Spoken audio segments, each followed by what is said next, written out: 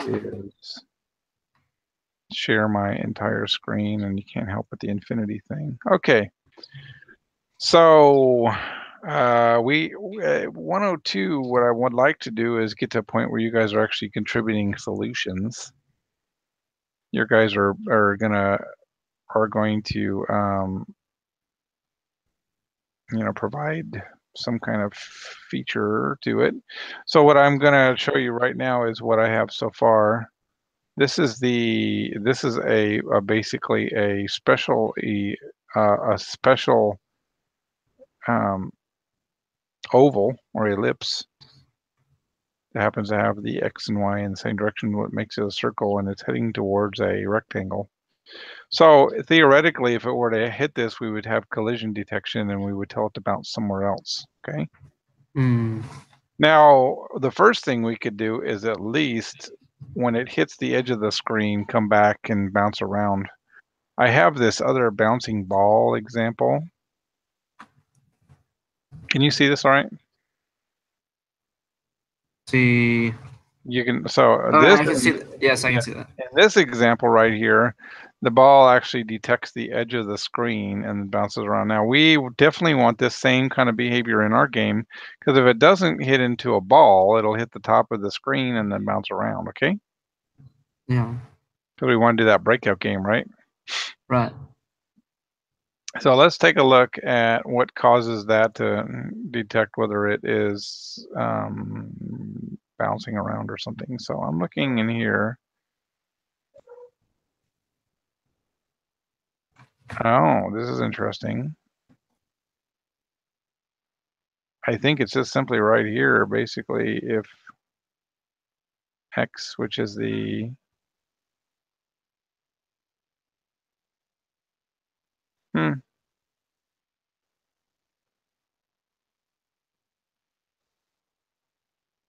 Yeah, let's see here. So it's looking like, where does it actually draw? So I know I'm moving kind of quick for you.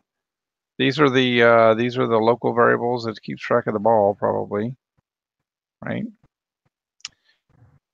And this is the width and the height of the screen of the thing, and then we have X and Y position. But then somewhere down here we have X minus radius. Okay, let's just see if we can, get a similar behavior with this, okay? Well,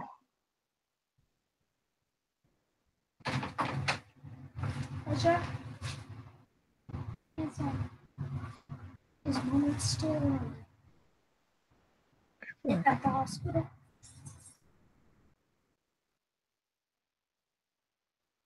So let's see here. It looks like basically the oval, the position of the oval is X and Y. And X and Y keeps getting updated by these different things that are happening. So let's see if we can steal some of this code here. So, well, one thing is to kind of look over our code real quick and see what we got here. So, to make things a little bit easier to read, I'm going to start fixing some variables. So, let's see. Hey. Was Ryan in? Yeah. Yep. Oh, hey, Ryan. You haven't Hello. I'm just going over the thing here. We're going to start adding. What I was saying here is in this example here with the not that one. In this example here, we want this same ball behavior in ours, where if it detects the edge of the screen, that it knows to turn around and bounce. Okay. Okay. Wherever the edge is ring, the ball's always going to be on the screen somewhere, right? And so if we look at our example here, we have our ball, but as soon as it gets to the edge of the screen, it just keeps going off into infinity. We know this, right? So that's no good. So I was wanting to tackle the edge of the screen thing, okay? But to do that, I think I'm going to start, since it's getting more complicated, I'm going to start to add, I'm going to start to add better variable names. So what we have here is with x1 and, okay, so this is this x and 1 and y1. This is actually the x and 1, y1 of the ball, position of the ball. So let's rename, let's refactor this, refactor it, and rename it. And this is going to be, we're going to call this ball x location. And we're going to call this one refactor. The reason I'm doing refactor so it'll go find it all for me. Ball y location. Did I say all here? B-A-L-L. Now the ball in our game is, oops, I guess I could, I don't want to be capitalized here. Factor rename. Okay, so basically we're calling the ball is the thing that bounces around, the circular thing. And what we're wanting to do is basically check this out. So when it plays, it draws a frame. This is the size of our play field. So let's for now let's make it bigger, because we'll probably need a bigger play field. Ooh, that's too big to display on the screen. See what 1,000 by 1,000 looks like. Okay, 1,000 by 1,000. Yeah, you can still see it. So we're going to do 1,000 by 1,000. This will be our play field area. This keeps track of the ball positions X and Y, and currently what it does is it keeps going minus, minus, minus, minus. It only heads in one direction. It's got to start somewhere though and do something. And its default starting position is at pixel number 120 by 120. Out of 1,000 by 1,000, it just starts in the middle of the screen for right now. But we're going to have let's see, how is R1 and how are these variables used? I don't even know R and T. How are R and T used? They're not even used. Let me see. If I were to comment these out, the compiler would tell me where they're used. Huh, they're not even used anywhere. Yeah, we're not. So we're going to simplify this right now. We don't need them. We can always create them if we needed them. And Ryan, what I was also telling Elijah is I was saying this is going to be a point where basically I want this to be kind of a class where you guys actually start to produce and contribute to the solutions. So as we get going, I'm giving you kind of a walking example of how to solve problems, but then I'm going to have you add a feature to this game, okay? So basically you're going to be responsible for writing methods. One thing for sure we know we need to do is we need to have a similar collision detection for a circle. I'll give you the code so you can start with it and then add yours to make sure it works, okay? But this is basically this is going to be our shared project, and I'll make all the text available. You guys will have to create, I guess, and can I rename the project? What are we going to call this project? We're going to call this, let's call this, give us a blockout game, right? Or that was called a breakout. Breakout. So give us like a spin-off name for Breakout. Let's call it Break-In. How about that? Okay. No longer Breakout, it's called Break-In. So you guys are now going to have to does it still work even though it's called Break-In and then animation? I guess, yeah, that's fine. Oh, let's rename this to refactor, rename this to call it main. Okay. And the namespace, we're going to call this, I don't know. We're going to call this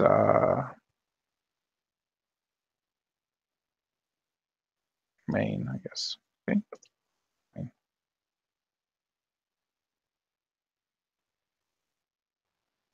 Okay. So you guys are going to have to make a similar project like this called break-in. This so that you can just drop the code in. Okay.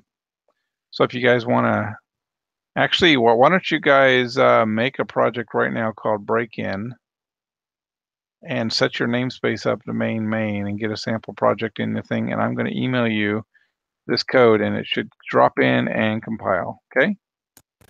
Okay. Let's see here. Matter of fact, I wonder if it makes the most sense. Well, I'll email for right now, I guess.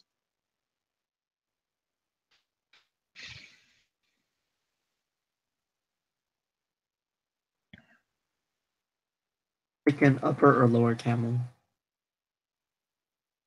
For what? for the name for the project name. Or does it I did matter? upper camel on that one, yeah.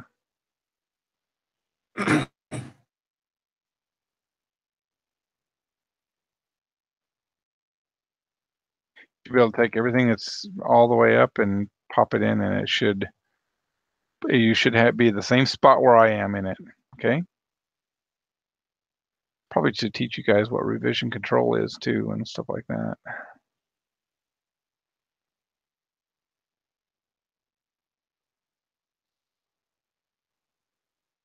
So we just copy paste this into our Yeah, own. copy and paste it, and you guys should be able to run it, and you should have this result.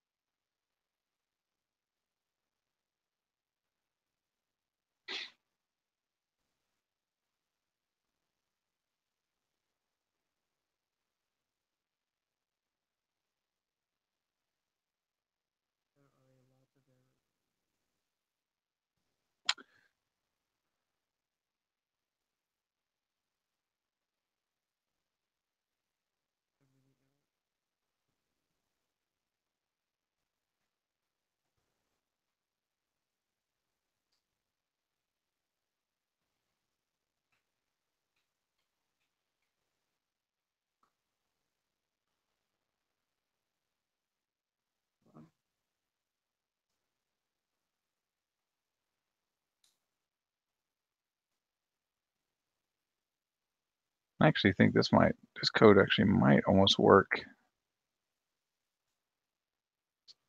almost directly as it is. Let me see here. Okay, so this will be ball X location.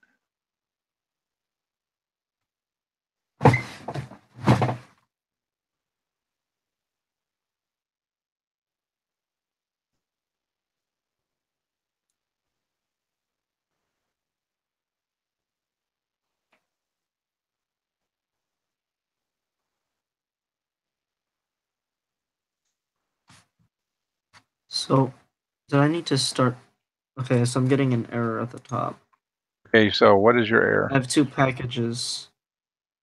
Copy, I All right, mean, you should have only one that looks like main. package. I made Rename a project. I made a project named Break-In, and it called the package Break-In. Yeah, so rename the package main, I guess. Oh, So okay. click on it and then do refactor rename this. Right. Factor.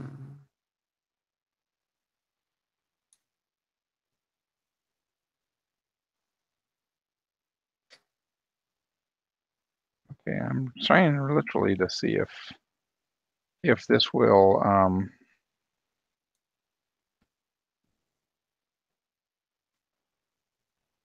let me see here, bouncy ball, dx dy. So there's width. And let me see here, we could do this as a default, sure.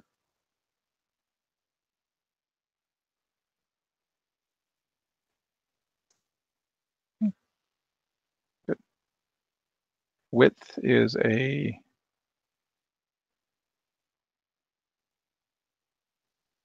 Okay.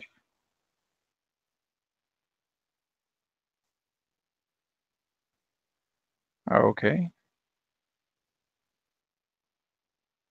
Okay, let's do that. See what that does.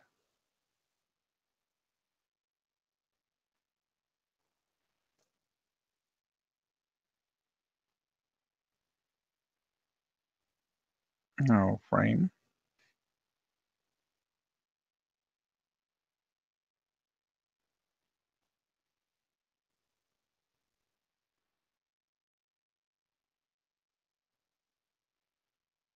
No, wait, ball Y location.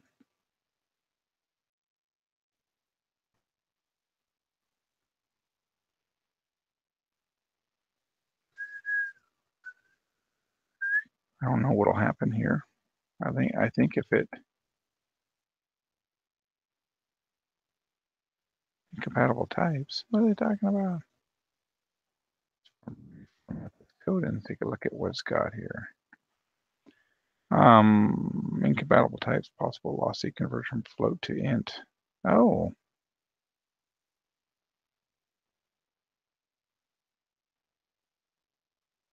okay. This is, will it take a float? Fine. I don't think that. I'm just kind of curious if I ran that, what will happen? Oh, now I gotta wait for it to go all the way down.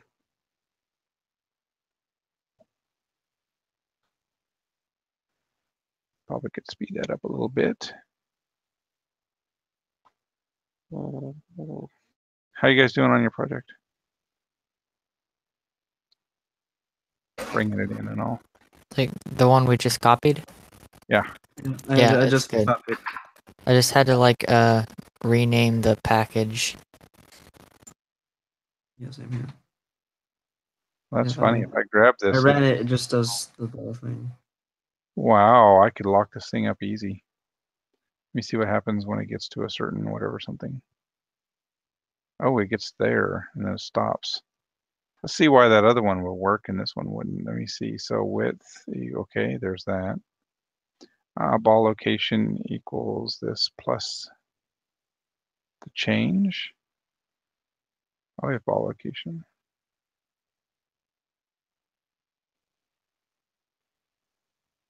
I thought that this was similar to what it was doing before. Maybe it needs to be a little bit smaller here. I'm gonna, let's do 500. Let's do this.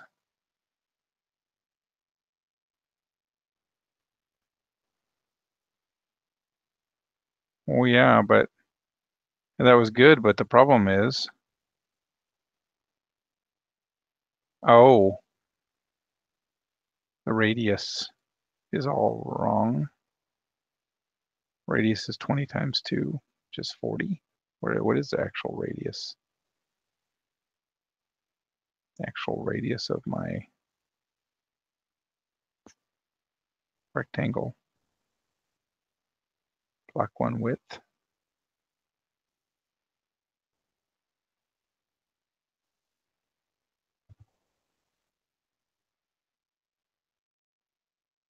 Block 1.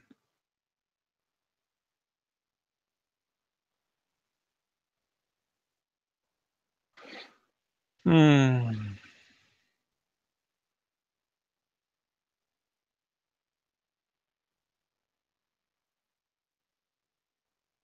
Let's make it bigger so I can maybe make it easier to work with.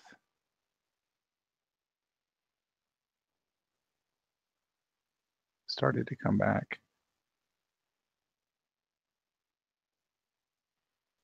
Okay, we'll debug this. I just was trying to pop it in and see why this may not work, but we will figure it out.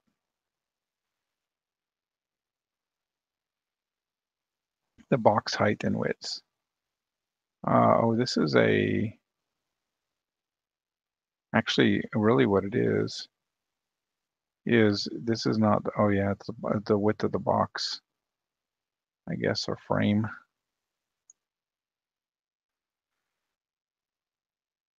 This is change in X, change in Y. Radius, so maybe I can put this as a variable.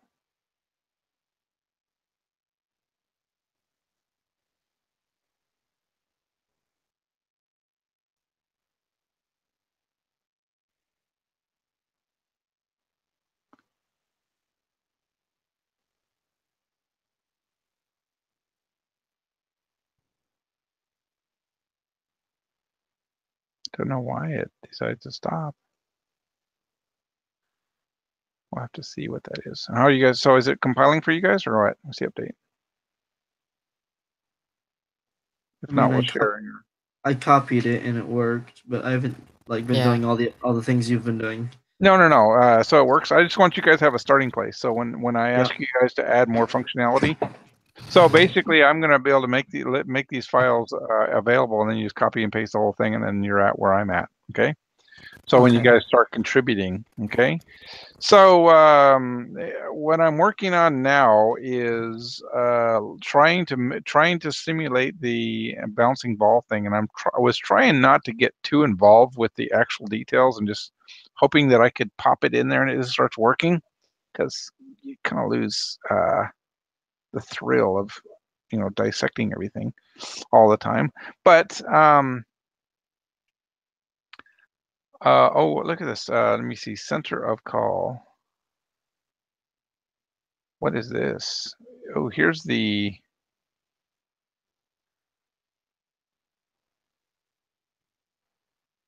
I'm trying to see what possibly. Oh, I know what I got. Look at this. I didn't have this calculation either. X minus radius. So let's I'm going to borrow a little bit more here. We're gonna let's go back and borrow this thing again. So and I'm trying to see if I could just steal this to start working. And I'm not going to call it ball X and Y location. I'm going to do X and Y again. We'll do a rename when we do this. Okay, this is X.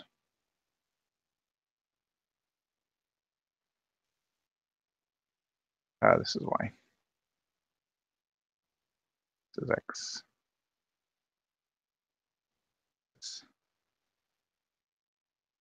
It might actually be easier for us to look through the code if it's have longer variables anyways for right now. Then let me see. So this was the trick down here, was a big difference, is in when you actually draw the oval. I'm actually not doing, I'm copying this only for the math. I'm not using an oval. I'm using a circle object. Okay, so we might have to, but it's a 2D ellipse. So what I want here is I'm going to do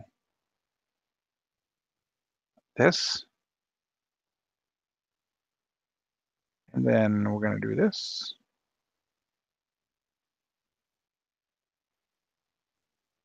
And then in this case,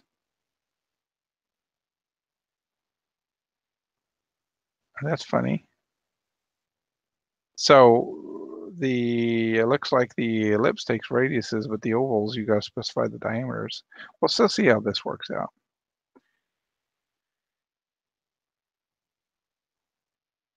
Oh, that was pretty close, wasn't it? But why didn't it keep going? Let me see. Now, let me just see if this was radius. So this is diameter. I don't even have diameter specified. Let's see here. Why do they have diameter? Diameter is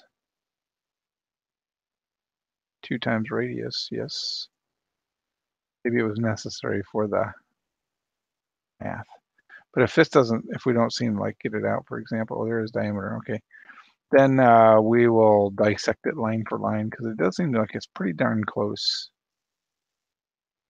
Okay, I don't know why this would make a difference, but oh man, it almost come back here, didn't it? Okay, so, and I don't know why it really messed up on the edge. It looked like it got the right edge right, but it didn't get the bottom one. Let me see. Did I get the right edge right? I got the right edge. No, I didn't even get the right edge right. Okay, and then let's see what else in here that might be interesting for us. So this is a width, get width. I got the width of the, when I did the width, I got the width of the frame. Same thing, right? It's frame. And here's the same math, and then repaint. And I'm doing a repaint down there. And then they loop, and then they begin, and that's about all there is to it. And then they do that, and then they do it 800 by 600, but I shouldn't think that. This is definitely not. I just for consistency, I'm going to do this, but this has nothing to do with the answer.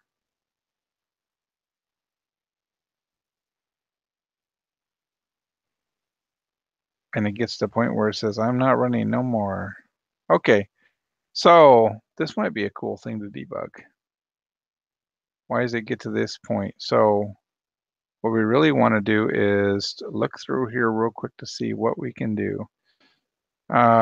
So this is how this painting white, by the way, this is how it basically it draws white back over the screen.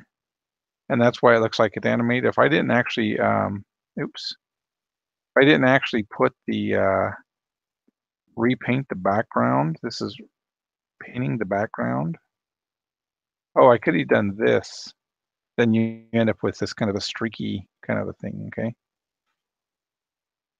Interesting, I didn't go that far. But because we keep repainting it white, it looks like it's animated, so. And I'm gonna call the width in this way instead of actually on the frame reference. So this, let's do this. Let's see, can we do that? What is the difference between?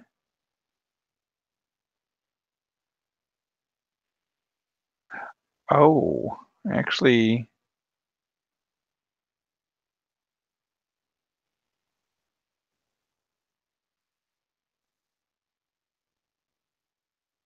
I wonder if I need to update the.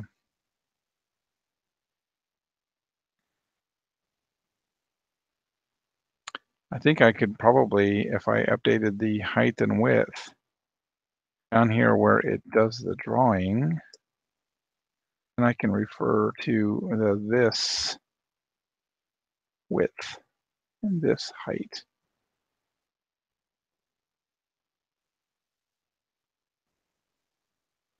Okay. And then, oh, I may not, let me see what I got here. So I'm doing X minus radius. Just wondering why it stops here. Okay. Oh, what I can show you guys here is kind of how to use a debugger. So what I'm going to do is every time that it fills the circle, I'm going to put a stop point there. See this break point? And I can do debug project break-in. Then I'm going to, I hope you guys can see this still here. Trying to make it to where you can see both windows.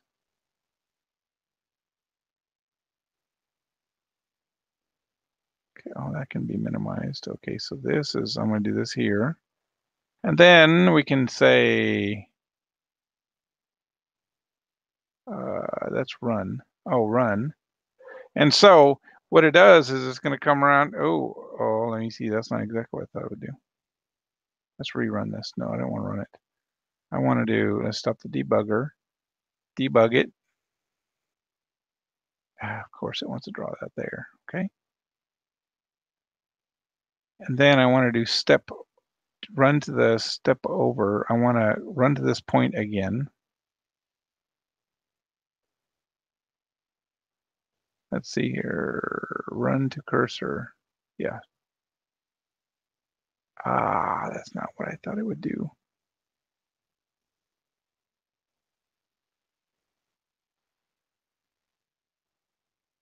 Let me instead, maybe I got the fill thing. The paint component might be a little out of control.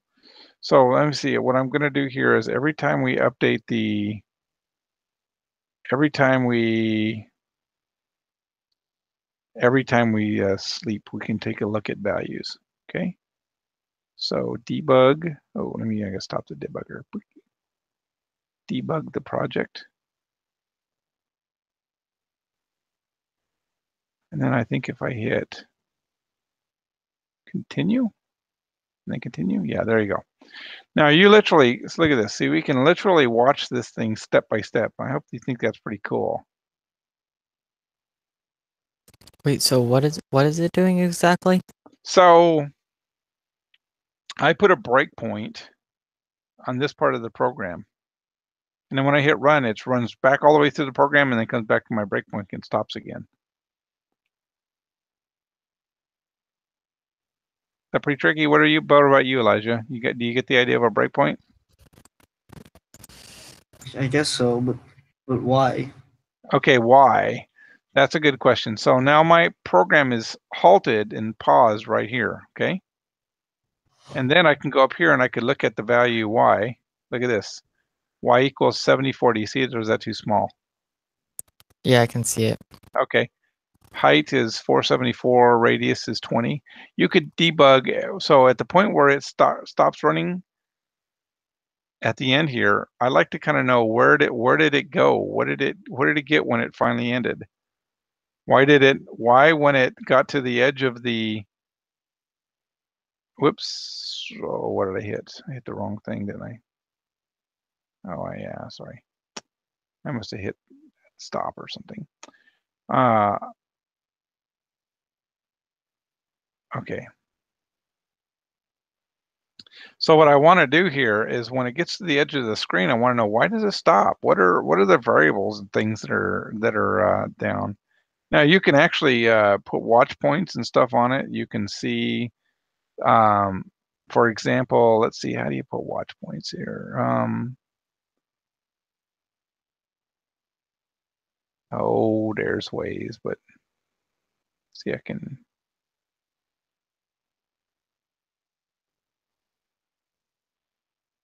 A new watch. Let's say I wanted to watch the value y. Now see this right here? It's value 134 down here. You guys do see that? Where? Down here at the bottom right hand corner, see 134? Yeah, I see that. I added this watch to watch the variable y. And then every time I go, every time it gets updated, it turns bold. You see it? Yeah, I Yeah. see it. Okay. So this is how you can debug problems. Now I really don't want that watch point, so I'm going to delete all. Okay. But I'm going to keep watching it. Now, what I noticed, where I noticed the defect is when it got near the edge, I'm like, what happened? Why is it not wanting to change direction here? Now, if I go back up in here, I can see normally, so if x minus the radius, so this is obviously on the left. This is obviously the x direction over here on this side of the screen. This is for this one right here is for the left side of the screen detection. And then x plus radius is greater than the width. That's the right-hand side. And then if y radius is less than, that's the top. And then if it's greater than height, okay, and these heights, width and height is being updated, right, it's the size of the panel. Now what I want to know is why when it gets near the edge, why it doesn't, what happens to the math? What? So we've got this ball flying in here. And it starts to act kind of funny. Oh, for some reason it got there. And there's no more play. It stopped. My Y. Whoop. Okay, so it got to that spot and it won't continue anymore. It kind of locked up. Why did it lock up? And it's lost track. So I wonder if I can do step back. Let's see, can I do step back?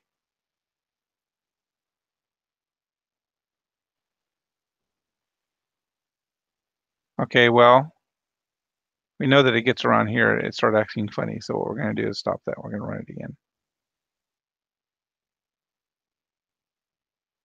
Debug.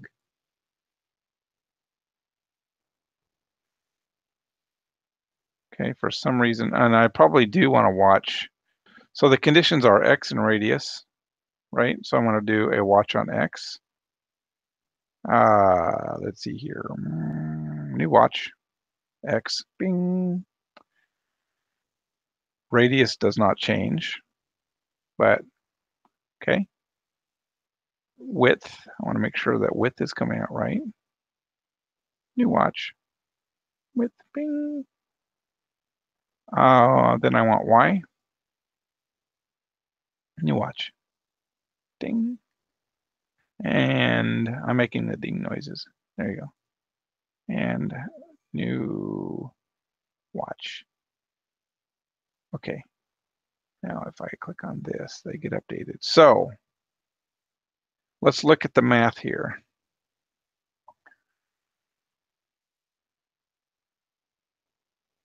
Oh, because I only have it moving for 150 steps. Okay. Does that make sense? I Yeah. think so. I think, Okay, so I bet you this is Yeah. it. I bet you that's it. See, I kind of trap my own self in. Let's see if it kind of behaves itself when it gets here. I think the edges are actually kind of funny. Oh, there's one. Look at that. What do you think about that? So it's going to get to, I guess that was the top. So it's going to go for 1,500 updates, and then it's going to stop, right? How about that? But anyways, you guys got a chance to see the, you guys got a chance. Now this ball will have, this. Now, Elisha, did you catch in the video? One of the things about this game, it's going to get 1,500 steps and it's going to stop. But we decided the paddle is going to move here. And basically, if this ball gets, collides with an area that's too far down here, then that means that you missed it. Okay? You understand what I'm talking about? Like if Yeah. you were to have a rectangle like in this area, wherever below the paddle, that means Right. you missed it. And so, but if it does detect these walls like it's doing, then it is also going to bounce off them the way we see it. Okay. Now, so this was a behavior. So this is going to be probably this is going to basically run a long time.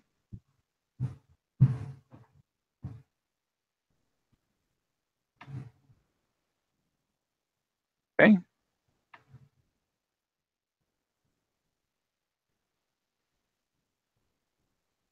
And I don't know why that's not running. Run the file. Oh, because it's okay. So now this thing is going to bounce around and it's not going to stop bouncing. It's going to keep going. What do we want to do for this ball? Where do you guys want to go from here? So I want to show you a basic. There's a lot of things that we can do here. Right now, we've basically drawn our graphics and stuff. Do you guys have any graphic skills? No. No. No. We probably really want to bring in a real image or something, but we can do bricks, I guess. We need to do something with that brick though, don't we? It's just right now it's not a very interesting looking brick, Talk to mom a bit. right? On the phone. Talk to mom a bit on the phone. Yeah. She's coming home. So let's make sure that after we figured all this stuff out that we actually are using all this stuff. So this is the box height and thing. It's not really the box. This is the frame, the game frame, right? Frame of the game. This is the size of the ball. So is this ball the right size? It's probably a little bit big, isn't it?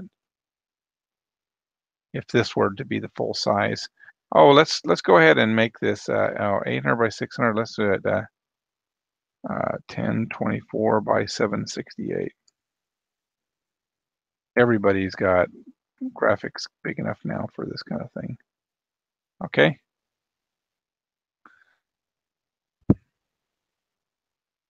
Okay.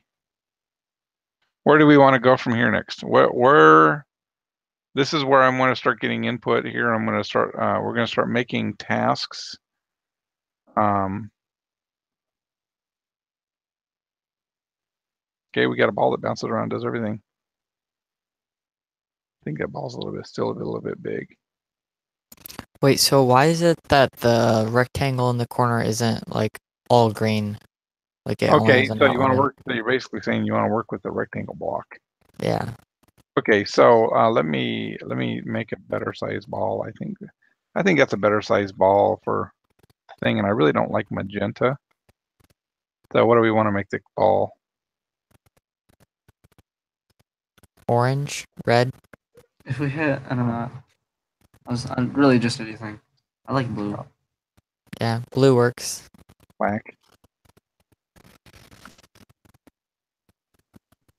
Okay, I don't know, blue, black. Okay, so let's work on the. That's kind of cool that even when it gets smaller, it comes around here. Now it turns out that this ball bouncy behavior thing is going to happen anyways, but we still need to check. We still need to be watching for collision detection, which we have no clue that this thing is collided with this thing, right? But let's make it to where we can actually see that little stinking thing. Okay. So we do have this thing. This is drawing a rectangle, right? But there's also something about a fill, and I'll bet you.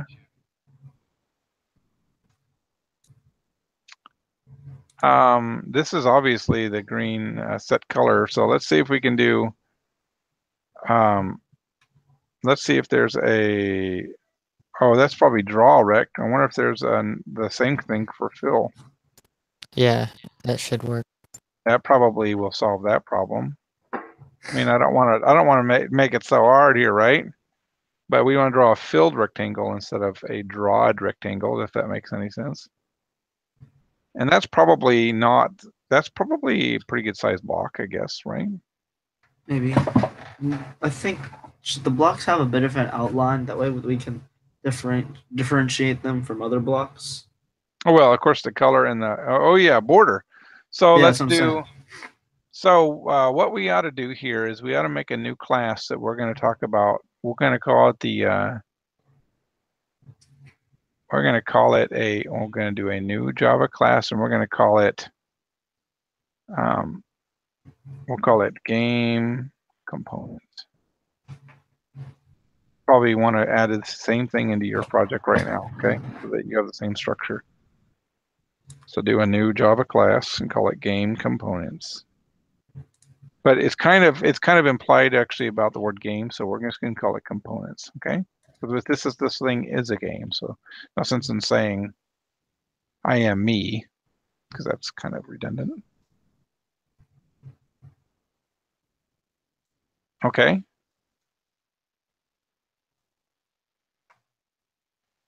And once you make a new class called components, what we're going to do here is we are going to want to be able to draw this rectangle thing. We want to get some of this drawing functionality out of this main class, because the main class, really what I want is really just kind of do is kind of a launch.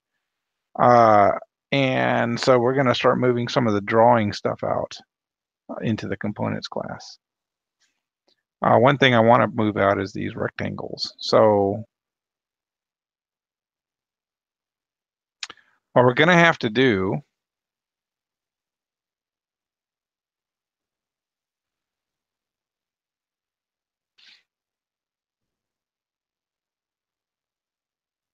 is, let's see here. So we're going to call this, let's make let me see. So I want to give you the files that'll be copy paste now. You don't have to worry about typing in what I do.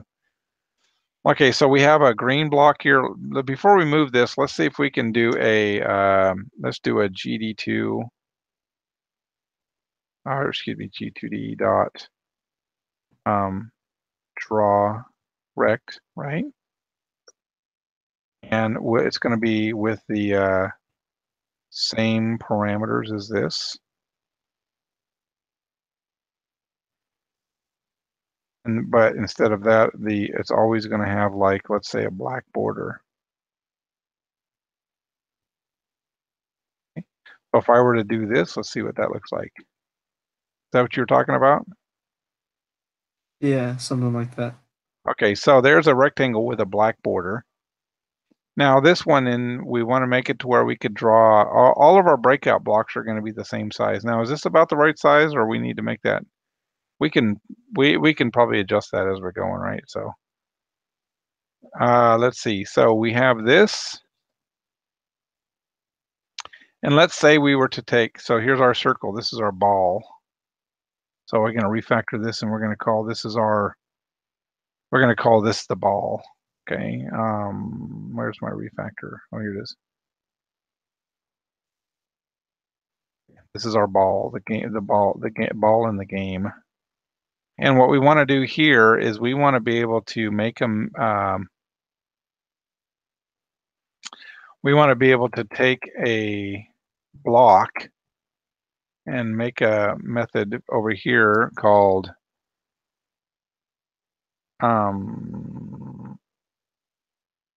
we're going to call it void draw block. We don't know what it needs right now, but we're going to see all kinds of stuff it needs. Okay, yeah, import all this stuff for me. Sure.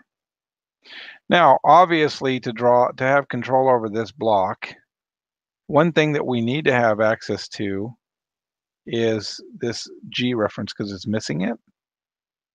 So we are going to have to pass it the graphics G component. Okay, so that it has one. Okay.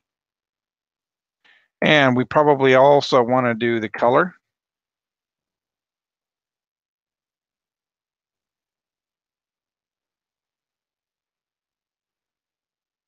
A color, right? Okay, we'll eventually replace that with the word color. This one will always be black, we decided. And we're going to want to know its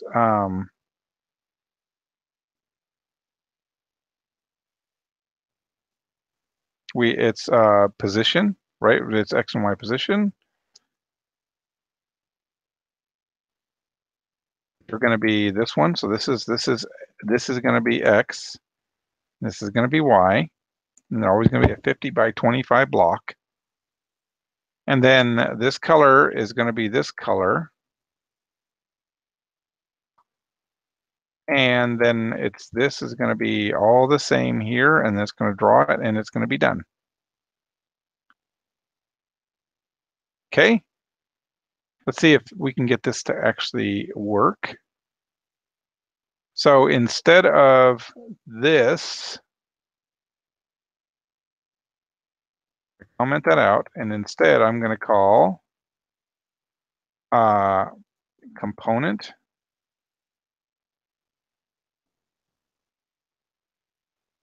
I'll call my component equals new component. And then I can say my component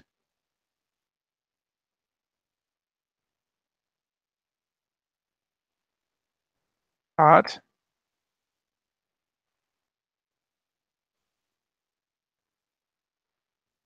what did I call this? What did I call it? I called it draw block.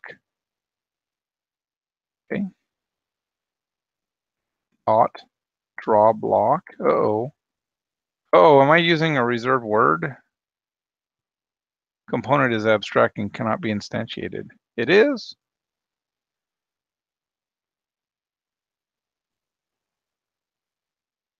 Oh, public. It might show up.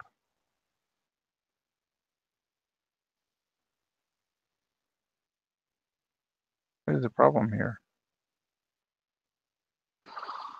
Oh, components. Okay.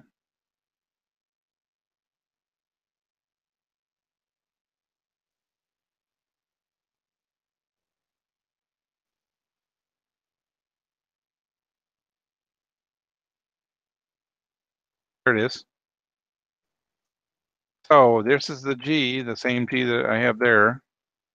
Hey, they put in a yellow as an example. That's fine.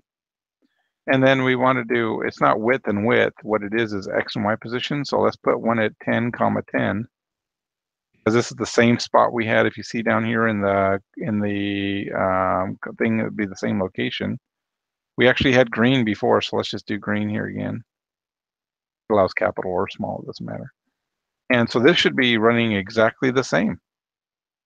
Let's see. Oh, it doesn't like it. Oh, let me see here. Oh yeah. Still need this one. Need this casting. Cast the current graphic environment to the 2D graph. That's one of those casts that are required. This should be okay. Look at that. There's our rectangle, and we didn't even have to use all that code anymore, and then ball is still over there bouncing around. Elijah and Ryan, what do you think about that? Did you see the Pretty cool. did you see me move the rectangle into another class? Yeah. Okay. Okay, so now watch this. Now it's going to get kind of interesting. Why?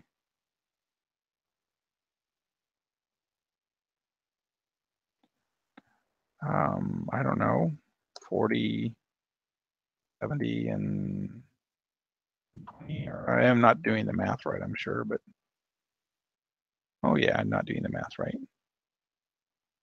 Let me see here. Do 50, add 40 is 90, add 40 is 30. Okay, let's see if 40 is enough. See, barely, no, it's not enough. So how about add 50, add 50, oh, 110, and then 50 is 160.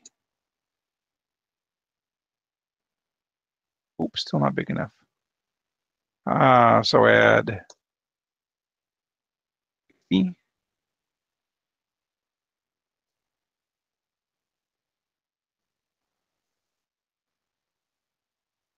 You guys see what I'm talking about here? Okay, so there we go. At least we got some blocks and things. Okay. My screen's moving pretty slow. I don't think it's something up on my end.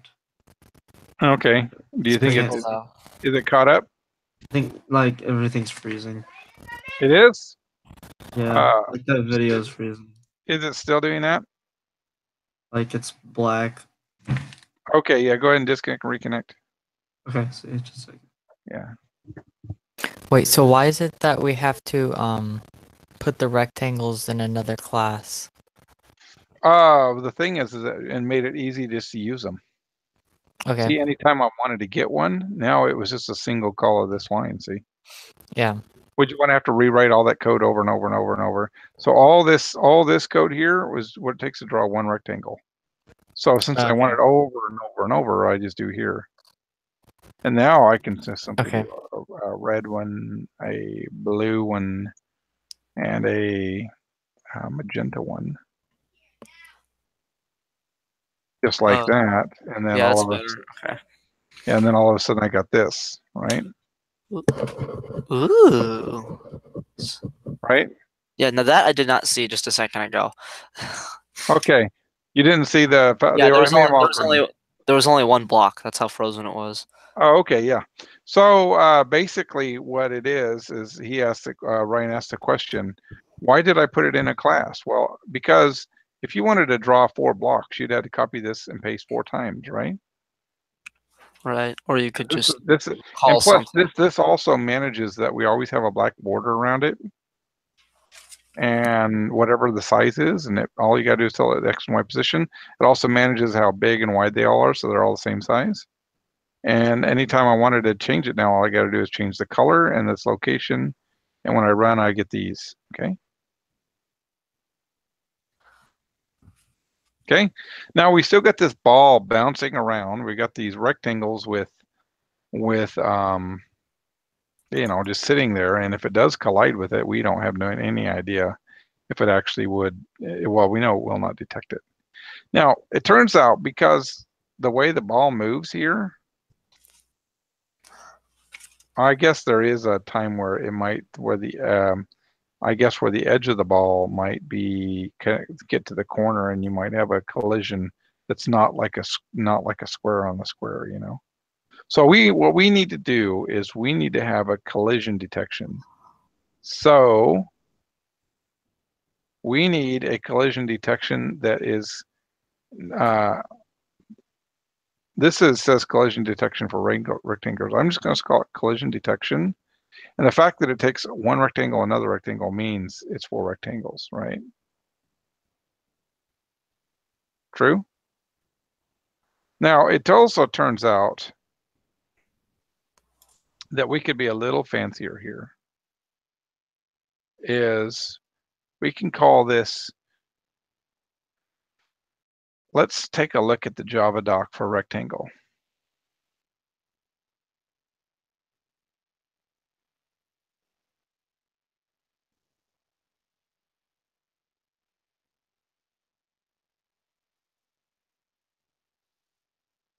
I think we're going to end up finding out that this is a shape. It's a rectangle 2D. But a rectangle 2D is a rectangular shape. Rectangular shape is a shape. I think, yeah, it implements shape. So basically it means that all this stuff generically is a shape. So we could say shape and shape. Now, I could say if shape, or excuse me, if R1 R1 dot, remember how we asked it about the type that it was before?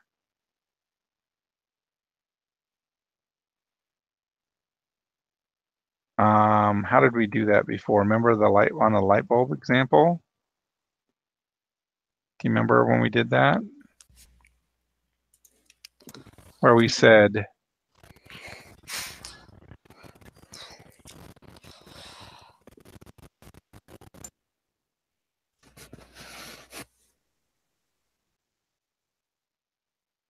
it was actually, Elijah, is actually an example you brought where it determined the kind of object it was. I'm trying to remember here. I don't know if I implemented it or whether it was something, oh, you demonstrated it actually. Do you remember?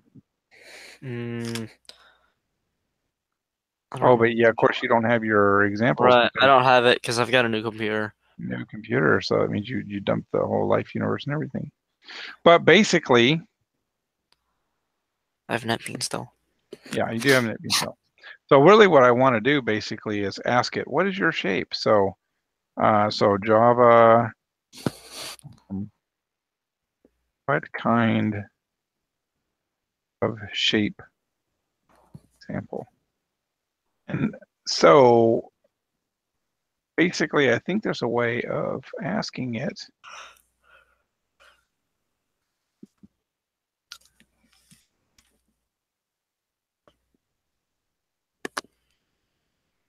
So let me see here. There's polymorphism using shapes, I guess.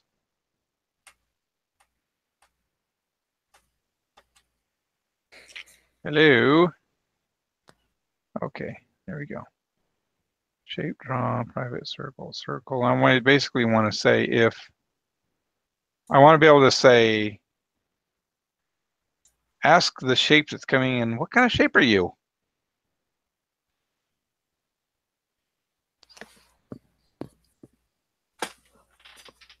Let's see here.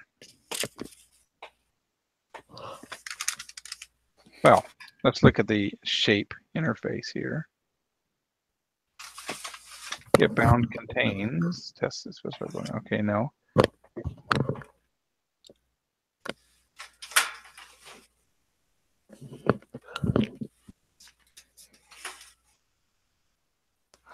Hmm.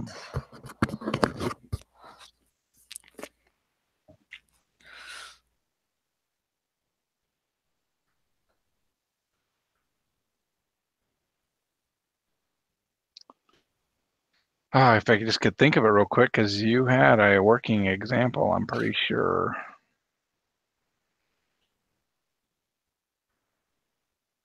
But being able to take any kind of shape and then ask what kind of shape it is.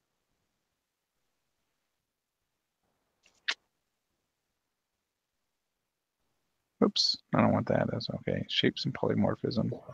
This is the type of programming I'm talking about. It's using what's called polymorphism. And basically what that is saying, I don't know what kind, so I don't know what kind you are now, but I'll find out later. So you'd be a little more general. Like for example, if you were a zookeeper in a zoo, then you could say animal.feed. You don't know what kind of animal you're going to be dealing with, but you do know how to feed animals. And then so the monkey comes to you, which is an animal, and you say, oh, okay, now I can feed the monkey. But you implement it so that you basically you know how to feed. Let me see here. Isn't there a way to test to see what kind of shape it is? Let's see. Shape, type. Easy. Get path there, get bounds. How would you test them? See if shape equals. Here, oh, that's maybe it. See. I'll say if shape equals rectangle. Sure.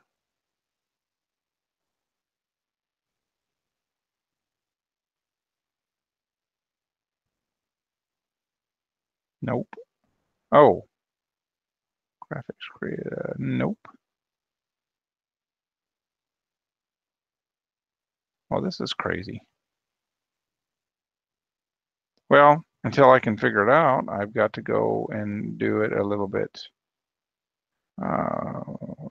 New circle radius. Let me see. I just can't think of the solution right now. So, anyways, it doesn't stop me. I would just do something else. Get rid of these little things. I thought we had it in our light bulb example. Okay, so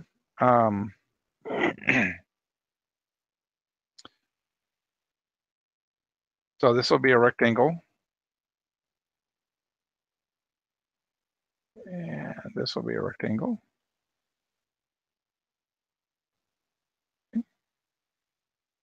And what I need to do is implement another collision detection. Collision detected. But in this case, it's going to take a rectangle and it's going to take a circle.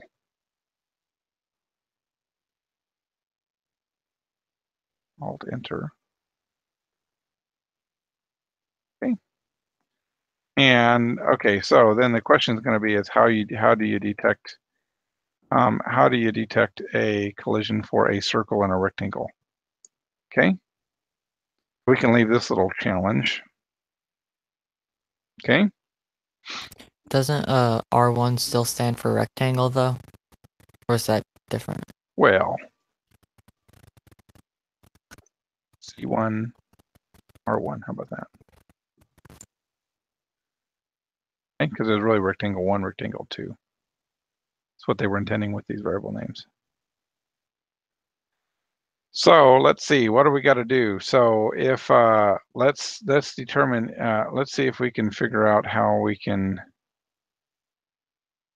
if we can figure out what do we need to do. So if rectangle 1x O equals, remember, we did this in the class, right? We did this collision detection thing. And so what we got to do for this first test, it's testing all 4 corners. And so it's saying if R1x, which is right here, is, for it to be a collision, it has to be less than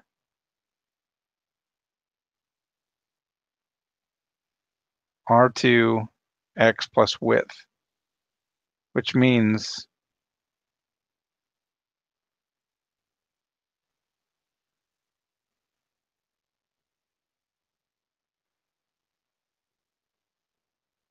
these are also assuming that the things are the same size. This could get a little complicated. Yeah, this could get a little complicated. So basically, in short, what this is saying is if this x has to be less than this $sign, and this x, or this hashtag, needs to be greater than this. So what it's saying is that some point has to be between these two and this one, xy's. And then the same is true for vertical. It's saying the two conditions, this has, or the $sign has to be greater than this, and the percent, or the percent sign needs to be less than the hashtag. So we could use something similar to this in the sense that we're going to say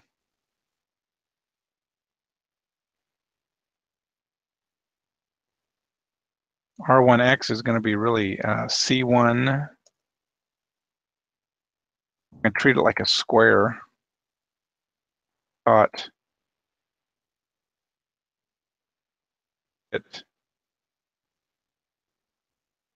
radius.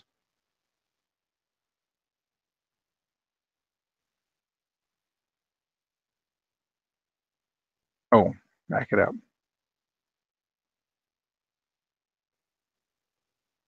This is the, okay, so this is going to be, oops. This is going to be C1. Well, we're going to move this around too, because this was really R2 and R1. So let's fix the R. These R1s were really, this was really for the first object. So just to keep the same perspective, I'm going to start working with C1. So the C1x is really the same thing as C1 dot hit center x.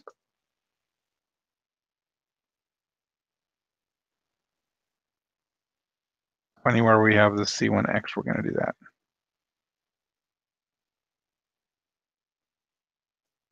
X. This is going to be get center y.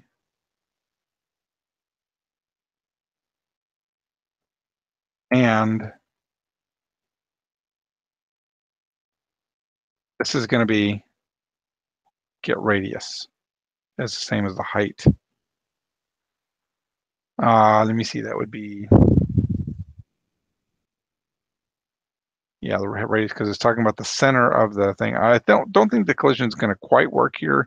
We might need to work it, so we'll test it out. But let me see, C1 dot radius.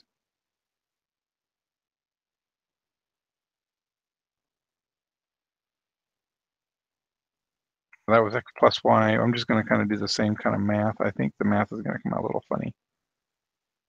And I'm going to say change the R2s to R1. I say R1 dot width. So this is going to be, the width is really kind of close to radius. And then I'm going to change these R2s to R1s.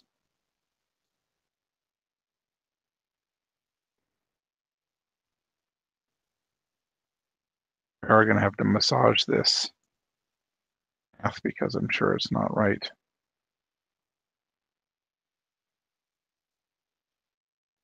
But at least if I could get the circle to act like a square, wouldn't be so bad.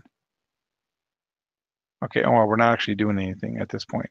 So we need to do we need to check for collision detected. We could say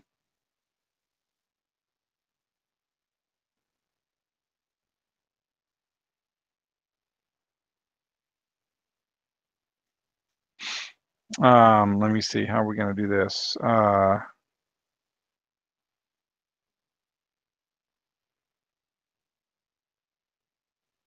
Ooh, this is funny.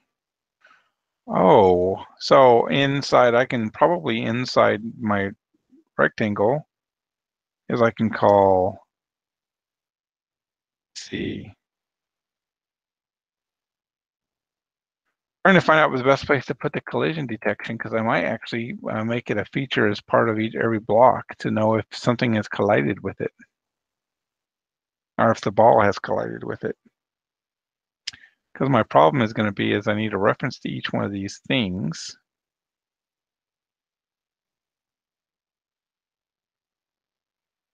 And so I'm thinking about doing a inside the component is where I'm going to call the collision detection. But this is kind of a component thing anyway. So let's get rid of that. And inside the component, we're going to make collision detection. Okay. For code. Okay. And then at the end, I'm going to say if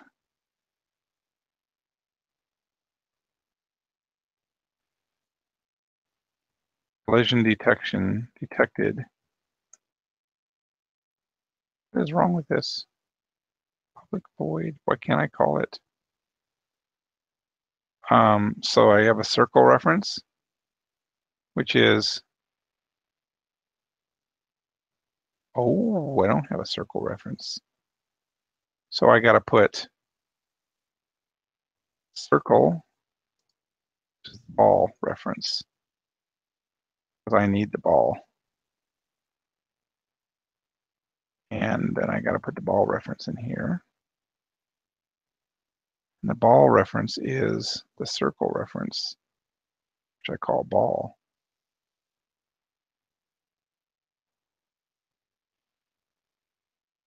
Ball. Oh, yeah, I can't do that there. I got to declare it first. It doesn't even know it exists first. Width, width, width. And then I got to draw the ball first. And then I need there's the ball. Draw block. I think I need to add this here.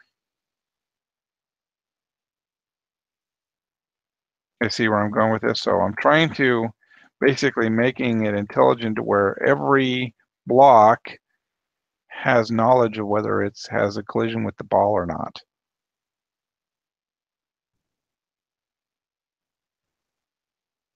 Okay, there's the ball. Let's see if I can get rid of some of these errors though, at least. Why is it complaining about the ball? Incompatible types, double cannot be converted to a circle. Oh, ha. Oh no, this is not a double. This is ellipse double. Oh, it is. Oh. Oh, I really don't have access to the ball. Um,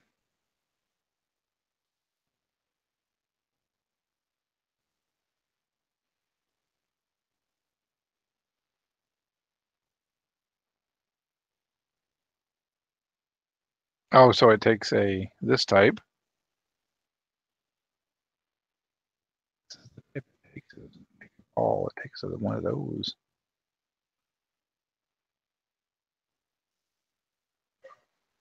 Okay. And then I'll say if collision ball, and it doesn't take a circle, it takes an ellipse, double precision ellipse. And then now I've got the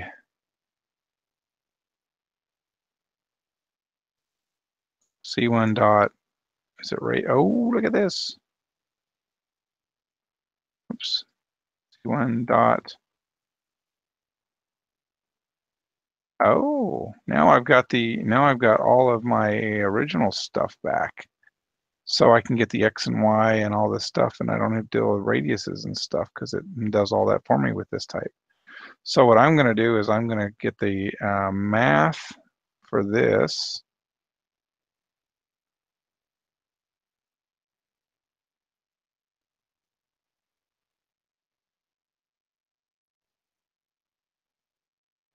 And then we have,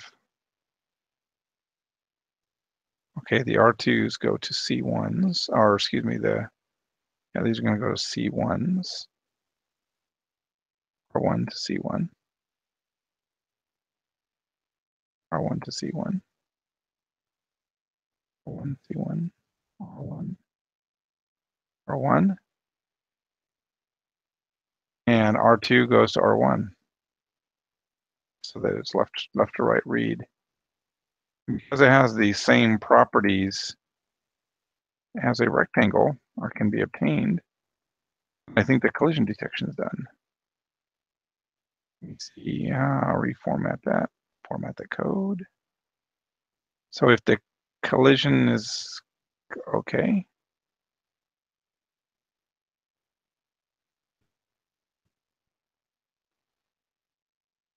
with, not only is it with the ball, but it's with the rectangle, which is a block. It's not block 1 anymore, it's just a block.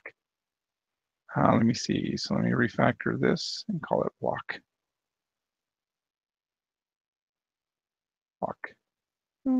Block. This is a collision detection with ball and block.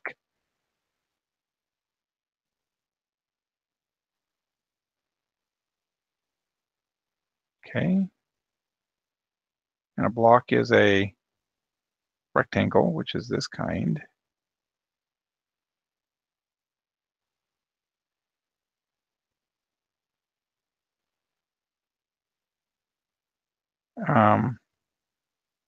Don't know why it's giving me a problem. Oh, it's expecting a,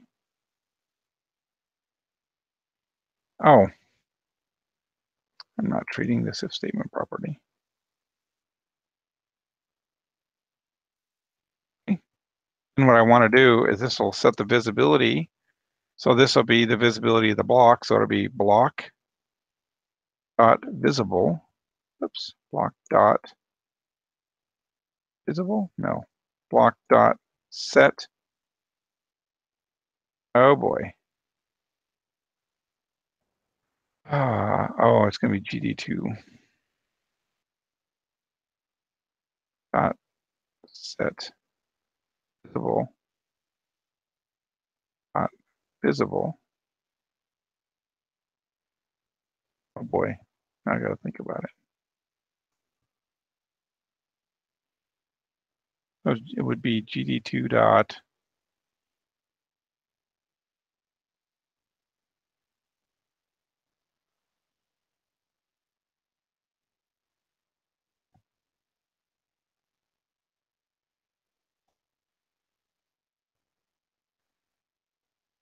Let's see, probably, oh, there's a clear rect.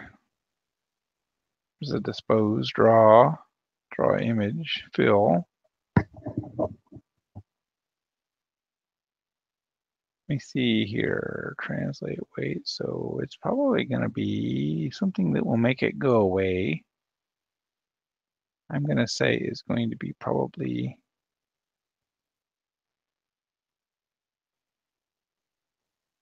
I really wanted to set the visibility property to be false. But I could just say GD2 or G2D dot. Maybe I can just throw the whole object away. I wonder if that'll work. Okay, so this is interesting because I don't know whether it will work or not, but let's just see if they happen to collide, what might happen. Eventually, I think it's going to come around and it's going to hit something.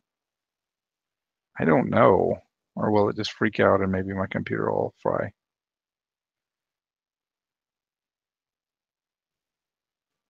Analyze, you don't know how to play the game. Look at this ball. It's not even hit anything yet.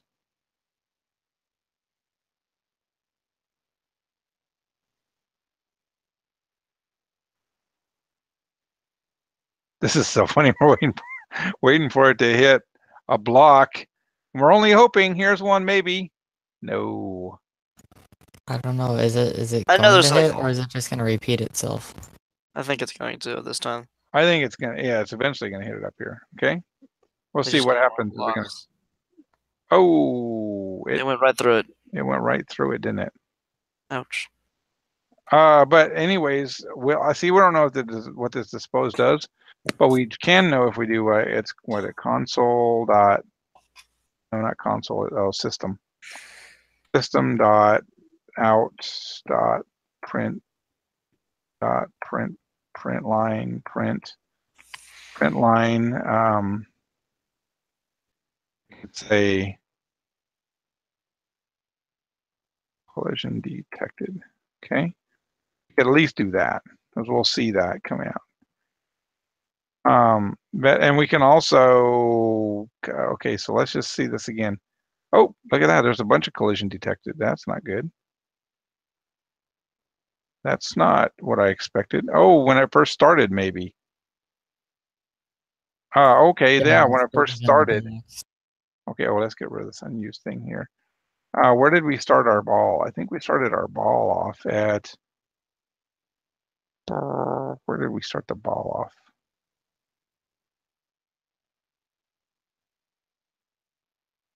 Where did the ball start?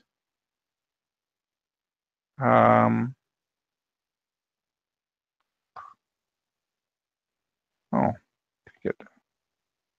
Let's see, where did the bouncy ball X minus, so there's an X and Y up here. Guess I just get set to whatever the radius is time, plus 50. So let's just start it off like at 100 or something, or somewhere close to that. See if that actually sets that somewhere. I think it does. No, it doesn't. All right, where did it start? Because obviously that wasn't right. Height. Oh, don't need circle. Oh, let's see here. Let's see, X, Y. There's the, oh, I can get rid of my breakpoint. Then, oh, fill rect 0, 0. This is for the screen. And then we have X minus radius.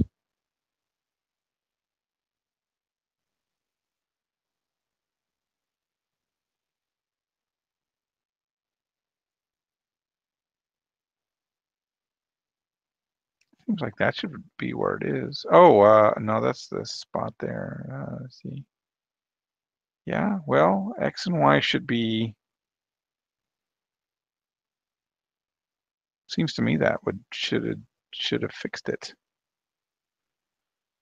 Let's do a big number and see if I can actually change it. Nope. I really didn't want it to start out in 0, 0. Why am I having a problem with that? Okay, so this is the center. So this is when it first starts up.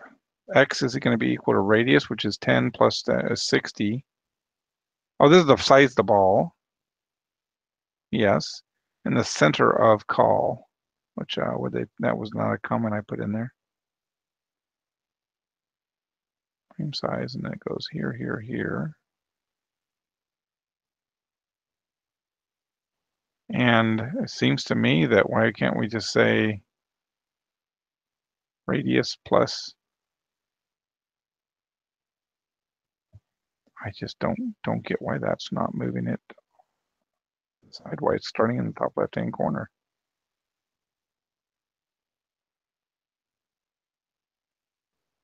Huh. What am I missing here? See, this is the size of the frame.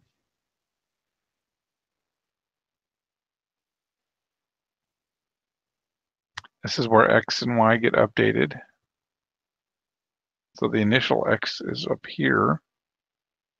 And then every X, and it draws the ellipse here.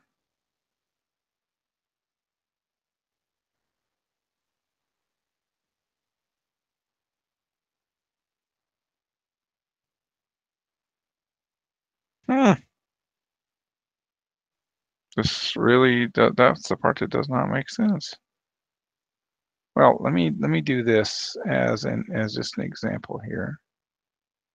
I'm gonna do 300 and 300.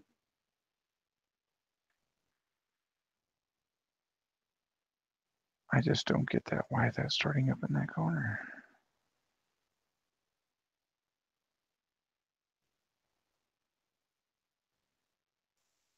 Not affecting it at all.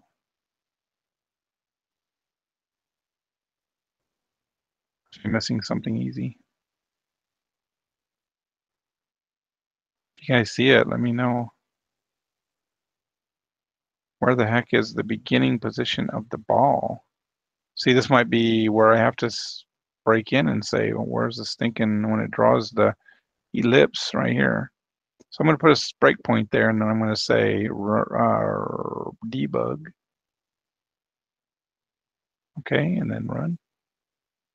No, there it is. What? Wait, that's correct. Oh. Wait a second now. That does not make sense. Oh yeah, I had a problem with the brakes on the paints. Oh. Oh, yeah, this is literally a thread running in the background. So I have to do it fast enough to see it.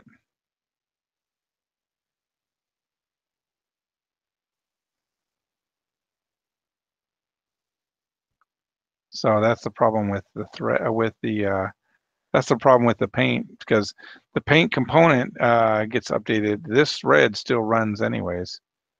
So I'm going to put a break there. I bet if I put a break in both places, then it'll be fine. And there it is right there. That's the first one. X is equal to 13. Minus 10 is 3. Okay, that's good enough math. And let's do, why is this one not 50? How did I become 13? How did that become 13? Oh.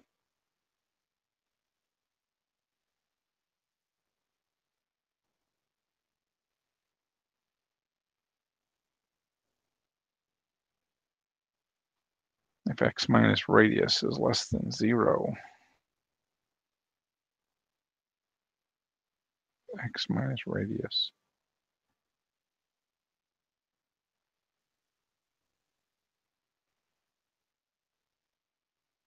So that should be fine. So I have them on this thing. So let me, oops, not run. Bing. Here I got to do debug. And I'm going to run it. Bing. There's the spot right there. At this point, x is 13. Why is it 13? I don't know why it's 13. X is 13. X is 13 because radius is 10. This is 50. That should be, I'm going to put a breakpoint there because That does not make any sense. That's bad math. Okay. So float x0. So if I got to do a step over or step over, I guess, yeah, to the next line. Now this is 60, which is correct because that's 10 plus 50. Step, step, step.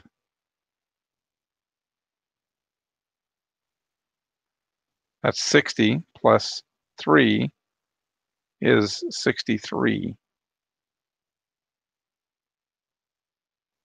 And this is 33. And 63 minus 10 is not less than 0. And 63 plus 10 is not greater than width. And y 33 is not less than 0. And this is also not greater than the height. So repaint, draw, sleep. I'm not seeing it drawing really much, is it?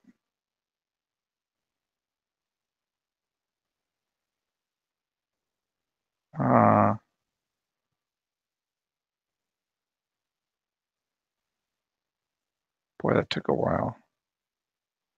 Oh, it really did start it off kind of in that corner.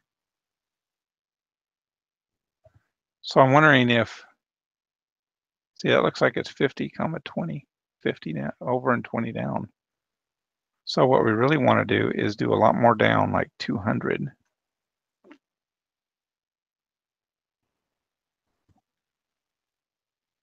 It still says it collision detected. Maybe we'll see if it actually adds to it. If it actually collides, let's see if another line, can I do, yeah, I can enter some lines there. So we'll see a new line come up if it's gonna collide. That's really my biggest problem is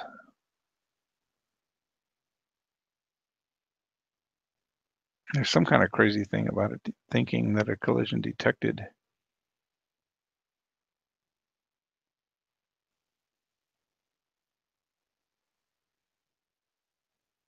I think it's going to collide right here.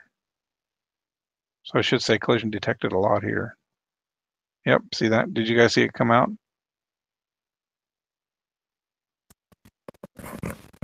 Yes.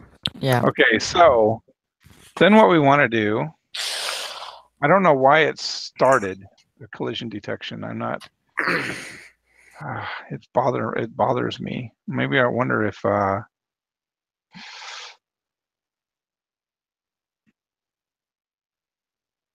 so what I want to do is I would like to do like to see if it'll make that item disappear.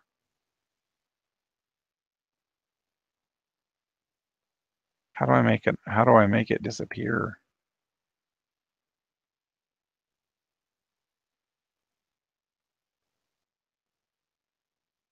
Let's see what happens if I do dispose it. I have to wait around until it comes around again. Wait, so what are you trying to get rid of right now? I'm trying to make the object, the square that it hits, go away. Oh, okay. But I don't know if dispose is the right thing because that's more of a programming and not more of a graphics thing. But I didn't know if in the process of disposing would it actually just delete the graphics thing. Now, one thing I definitely need to do before I do this is since it's a time thing, so I need to make this ball move faster. We can move around. Okay. So of course the speed thing here is basically based on the level, right? What level you're at.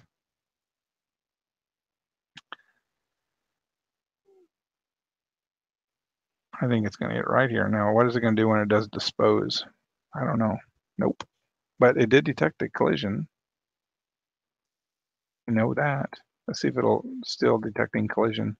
Just not doing anything with the dispose. Yeah, it kind of did do something there. But then it redrew them. Oh, I see. Yeah. So it just goes So back. it looks like, yeah, it looks like as soon as it gets done with them is when it stopped. So what we need to do here is inside the components, inside the block,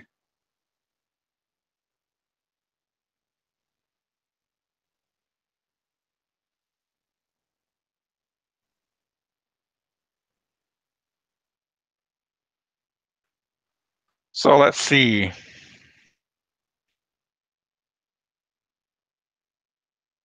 Every block is going to have its own behavior, I think. Let's say I have a Boolean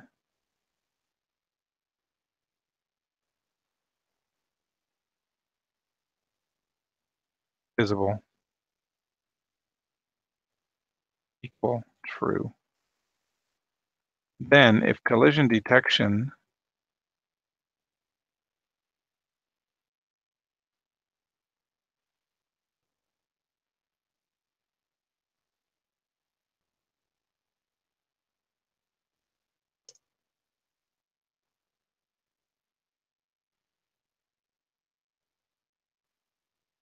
you see what I'm doing?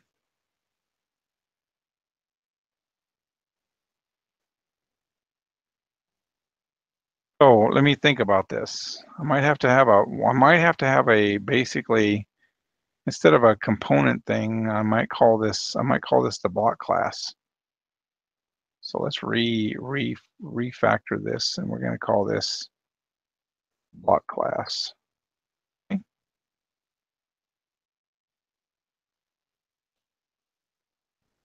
And what is it complaining about now? Let's see here.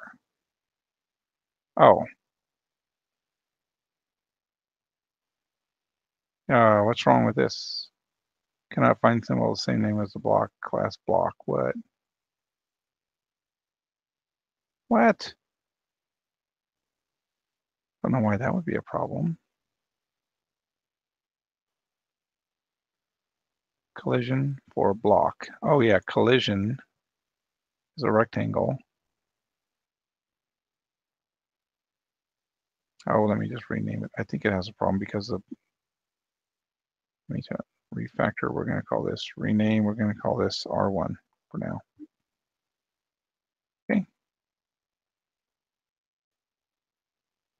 What is it complaining about? Cannot find symbol R1. It's right there. Oh, of course not. Back. Okay, so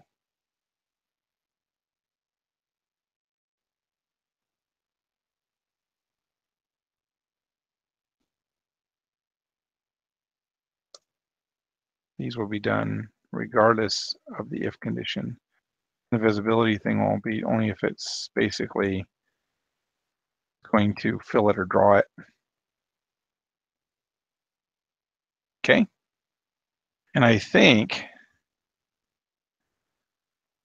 what we need to do now is we're going to have to call each block.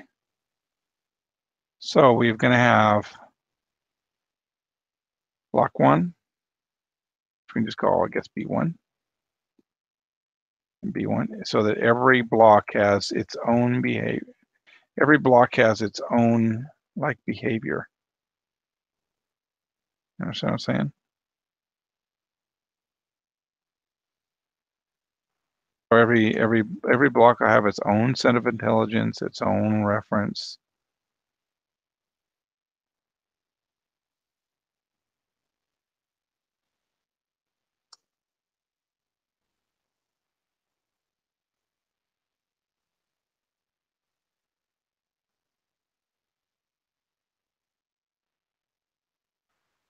Okay. Let's see what happens if it does collide. I don't know. It's going to go right through it if it does collide, right? Because we don't have any change of direction on collision. We just have the fact that it's going to hopefully make it go away. Oops. It did not do that on that. Let me fast forward this here and on another collision. Do we see the words collision detected come up? It's kind of funny that it detected the collision. Is it going to detect collision? Yeah, oh yeah, it detects collision for sure. So it detects the collision, and if it detects the collision, let's look at the, so it's visible, true. If it did detect and it says visible false, oh, then we'll do, that's, oh, probably, because if it's not visible, then we're going to need to do something else. We're going to need to erase it. We need to get rid of it specifically. So one way we could do this, a little bit brute force is probably a slicker way of doing this. But I can do color dot white. Okay. Basically, I'm going to redraw over it, and it's not going to, but it is going to carry the fence fact that it's been collided with because its visibility is going to be false. So let's see if we've actually done this collision thing.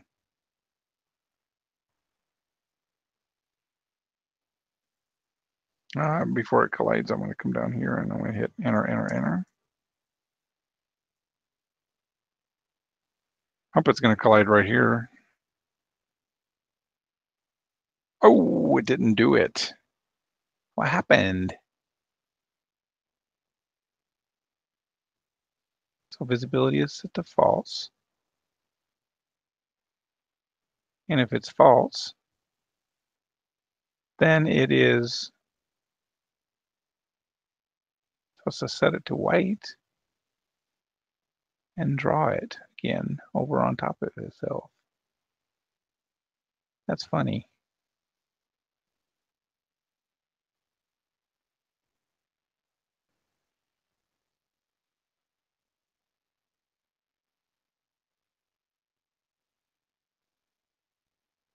So I guess we could do this.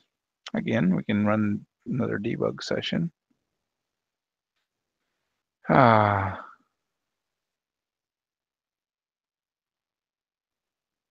Oh, this is going to take a while. Oh, wait a second. I don't need to. Some of these I can get rid of the breakpoints on. So run to that one. I don't care about that breakpoint, so I'm going to do that.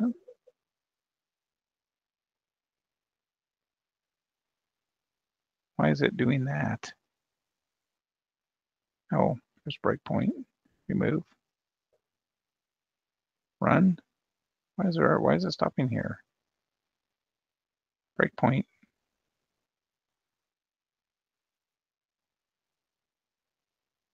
Run, run, run.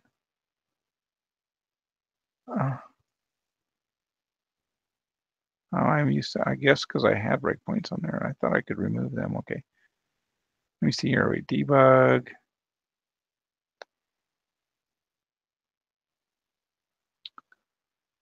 Okay, hold on. Toggle line breakpoint. No, toggle line breakpoint. I want to go run. Why is this? Why is this even on here?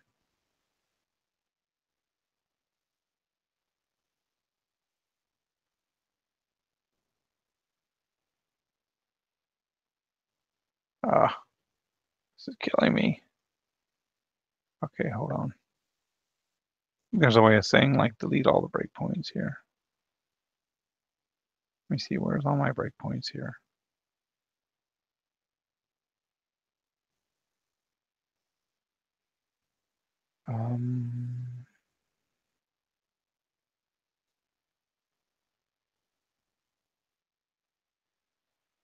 So all my breakpoints. This one, yes.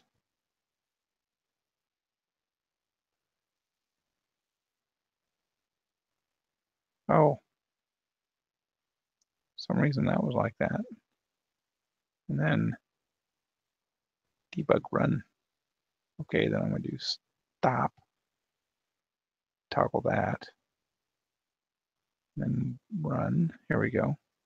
Now I shouldn't hit the breakpoint until it wants to turn it white. Let's see if that happens when it gets there and why it didn't do this. So it's the breakpoint is still there, but it's not going to hit it until it gets to the position where it's going to run that code, which should be right. Oh, that was supposed to be it. Let me see a second. It's supposed to be right there. Let me see here. Maybe I didn't run debug. Oh, then that means that my if condition's not getting hit. But it says collision detected. Oh, but I don't know, but it didn't. Hold on a second. I think this supposed to be right here. So probably say collision detected, all right. Oh, it did. Oh, but some reason it's not setting this variable visible.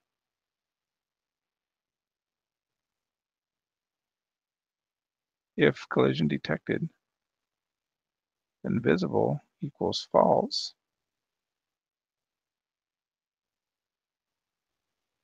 Why is that not happening?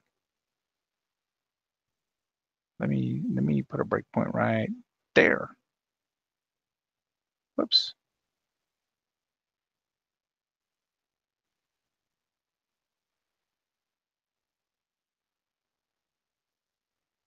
What is it complaining about? Oh, here, hold on a second.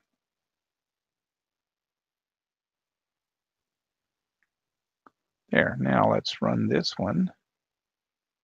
Debug. Go.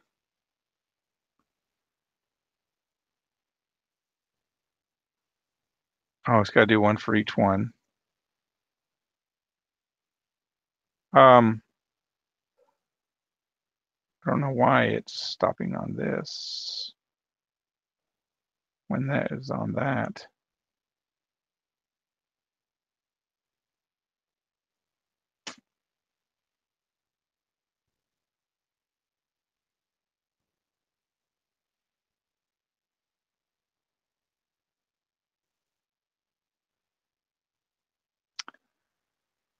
Ah, that's not exactly what I wanted. Stop that. So if I were to do debug this thing, it shouldn't even do anything.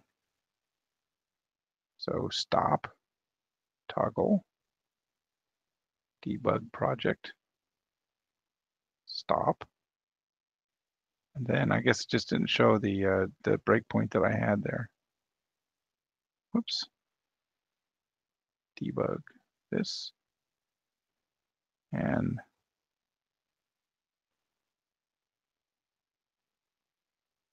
so if it actually gets to the point where collision, I want to see it set this to visible equals false, and then I want to see it why it's not drawing the box on top of that. And then, so at that point, did you see how cool that was? It was at that point that the collision was detected. And then we can step over. Now this is false. This is false.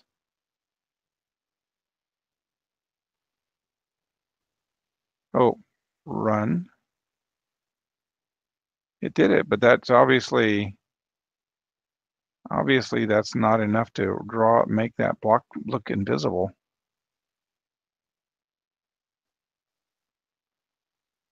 So I did this and it went here, right? But then it did change it. Oh, that was the problem, is it was here, but it never changed.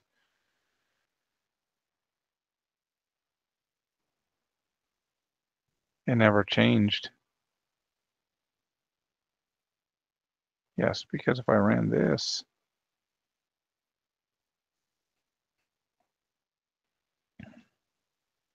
it never gets to the else condition.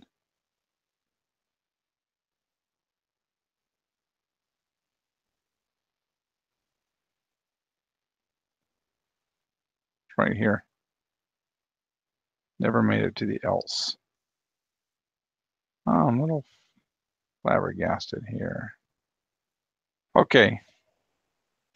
Okay, so anyways, I'm going to give you guys, this is a good debugging tool. So are you guys seeing how I'm doing it with the debugger and stepping through it and finding the issues? Are you kind of going to see how that's working? Because A little basically bit. what I'm going to do is I'm going to have you guys pick this up. It's a little Okay. confusing. The debug thing is a little confusing. Okay, well, you don't have to, but you can probably see that it is pretty powerful if you do.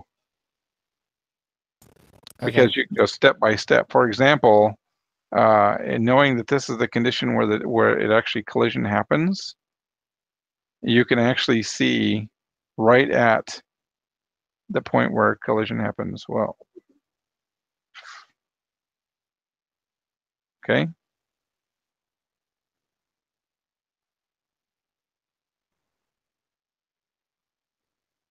At the smallest increment of collision. See how the ball stopped? The reason it stopped is because I put a break point on this line. Okay. My At computer's this point, again. oh, it's wigging out again. At this point, you can start to debug to say, okay, now collisions happened. Did everything flip? Now, the question I have here is it's supposed to set visible equal to false. So when it comes back around here, that it would not come in here and do this again.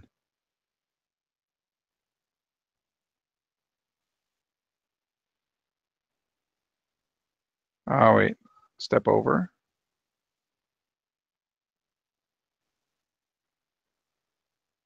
Oh, I needed to really come out of there. Step into, step out.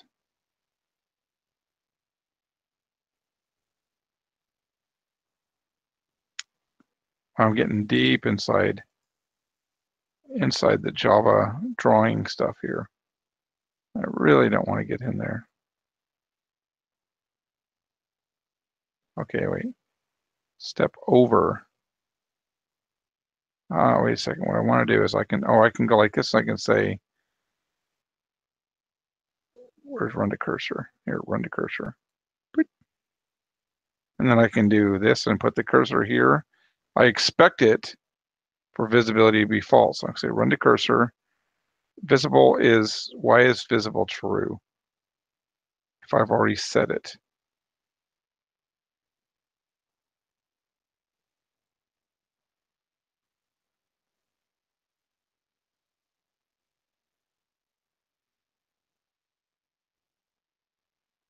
Oh, I'm wondering if it's because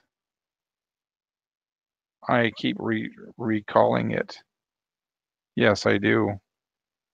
Every time it paints, it pulls up this block. So what I need to do, is I need to put these blocks outside the refresh. It needs to be the first time.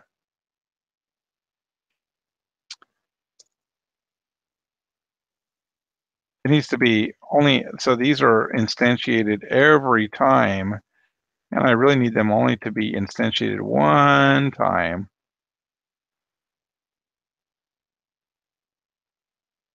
Because every time it calls a constructor, it sets it to true. You guys were supposed to figure that one out, but it's all Wait, done. so basically it's saying that all the rectangles are always being painted? No, so this paint component thing happens several times Okay. a second. Well, if I keep calling new here, it always calls the constructor. If you look at the constructor and it reconstructs this, it's going to set the visibility back to true. Yeah. It'll never keep a state. So Okay. now I suspect, oh yeah, it had a collision with the first one, so it already undrew it, which we haven't figured that out yet. Okay. But when this gets around here, because the state is going to be, it's going to be preserved throughout the entire game or this round, as soon as it hits this block, it's going to disappear. Okay.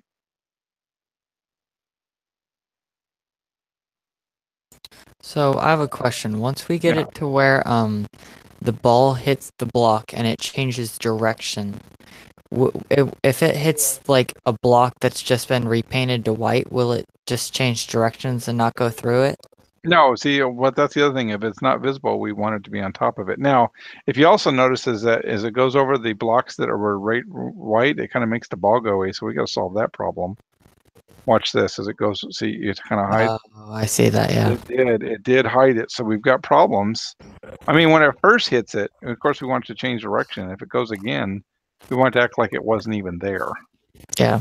So there's got to be there's going to be a better way. Maybe that dispose actually would work now, because man, we're not drawing it all again and again and again. So I'm thinking this will be.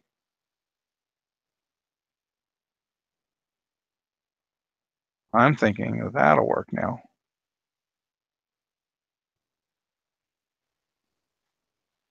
Well, that didn't work out so well.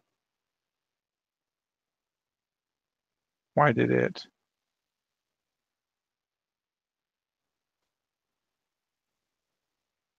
Well,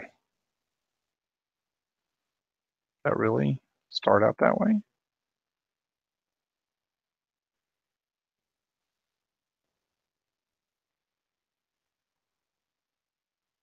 So basically it's like a skip, like don't draw it, is what I'm saying in this. Maybe I just don't maybe it'll just not draw.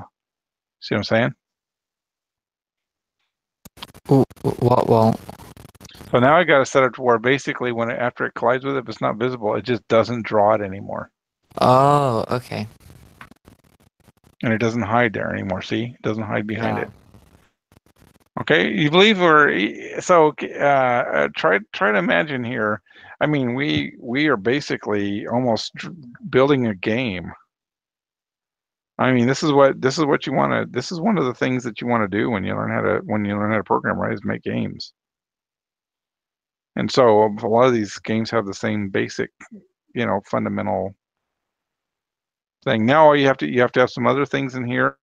So basically, we've solved this. We just obviously just basically the answer is don't redraw it. You have to recognize it if there's no blocks that are visible left, that means you've cleared it, right?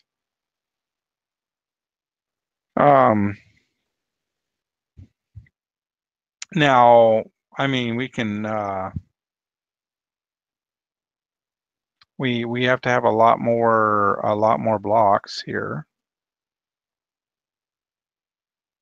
There's going to be smarter ways of drawing these blocks than the way we're doing it now. We can probably discover something about like that too.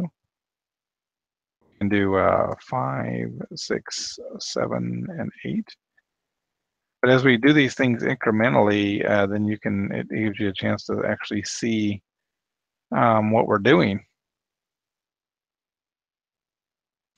So let me see. Here's something else we could do. We could do this.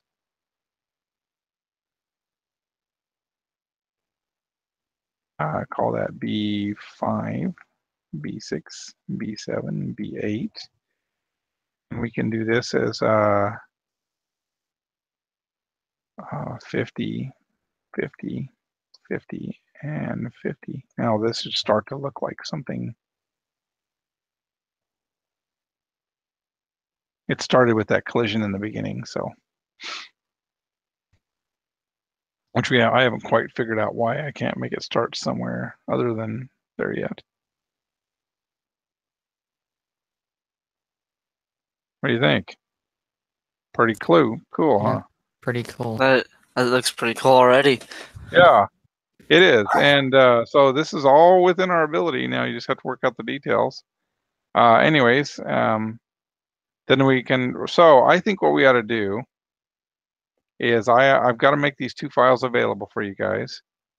And I want you guys to, Ryan, I want you to just tell me what you're going to do to contribute to this. Some little functionality. Oh, Or try to.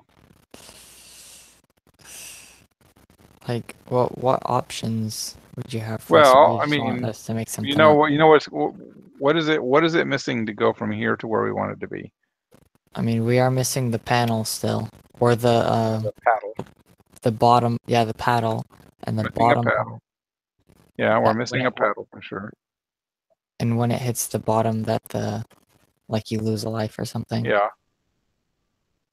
So we probably want to, how about try to add like like it also needs like a status bar. So we need to define this to where basically the top bar is for the score and things like that. And so Okay.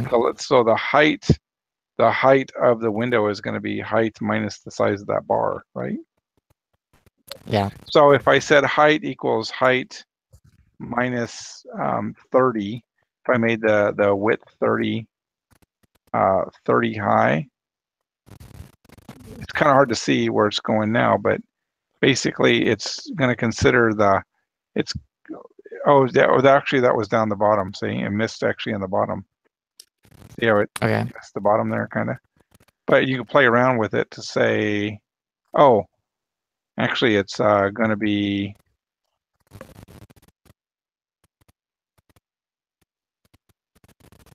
You can make a menu bar, right? Try to make a menu bar. Yeah. So wait. So if with the menu bar, how would you like switch it over to where like you're at the menu and then to the game? I'm talking about like at the very top, like you might want to draw like a score, a place where you can record the score and what level you're on and things like that. Oh, okay. Yeah, I'll try Okay. that. But the thing is when the ball goes up there, it needs to not go through it.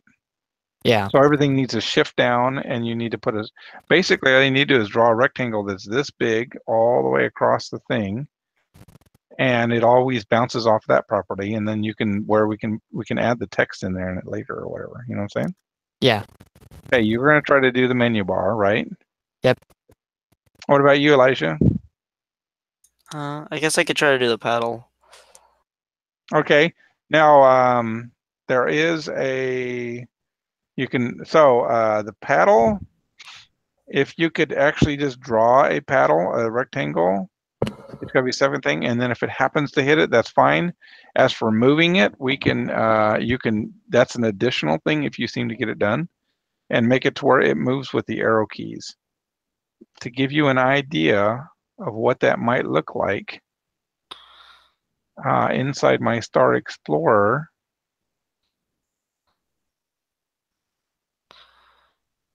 I think it's going to be in their game. It's basically going to be key event and key adapters.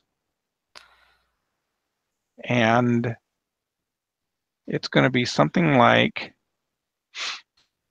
there's going to be certain events that happen.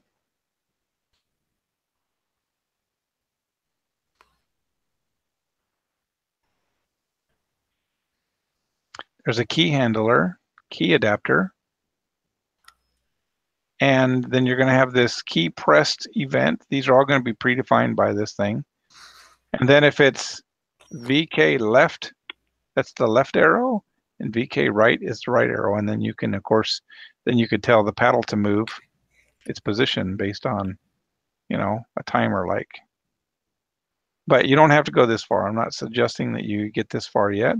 But if you just draw a paddle, basically draw a paddle down the bottom, and it would be cool if the ball could detect a collision and bounce off of it.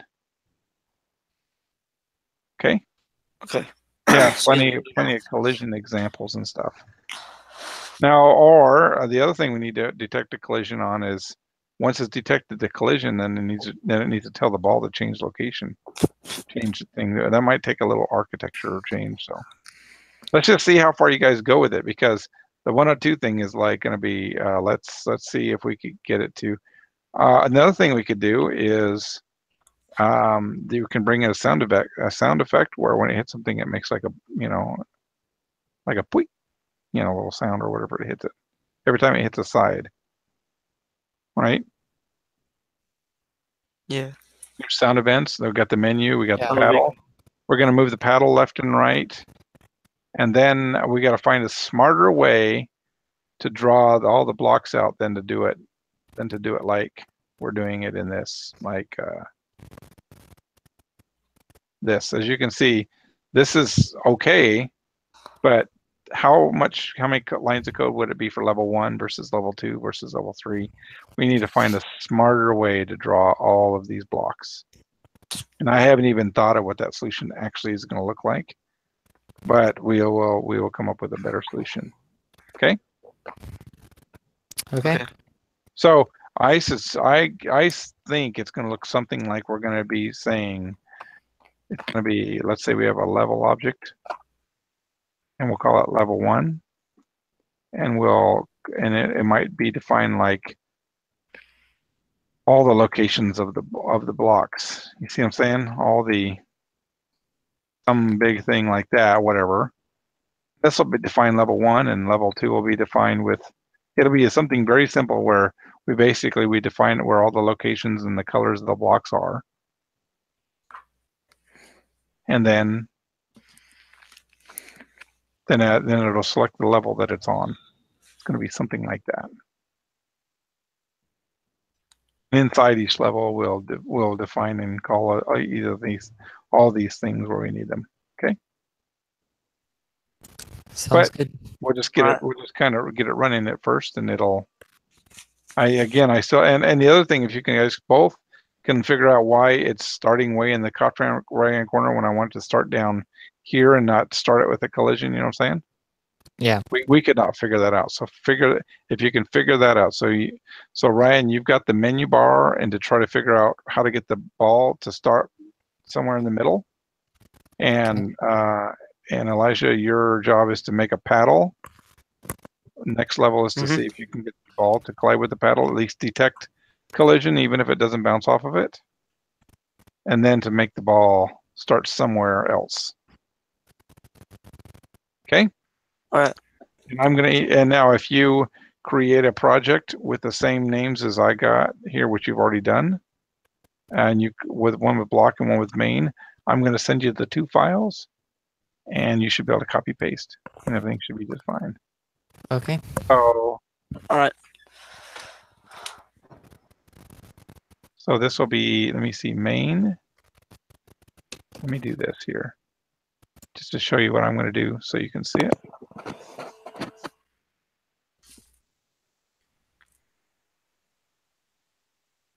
Okay, so this is going to be, where did I highlight here? This is going to be main.java. So main.java. And then below that is actually going to be main.java. And then this one right here is block.java.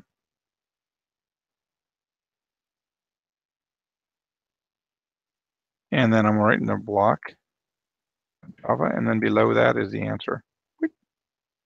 Okay. You guys should be able to put those into your files, literally copy it all, paste it in both of them. Why don't you do that real quick to make sure that you guys are starting for something that works.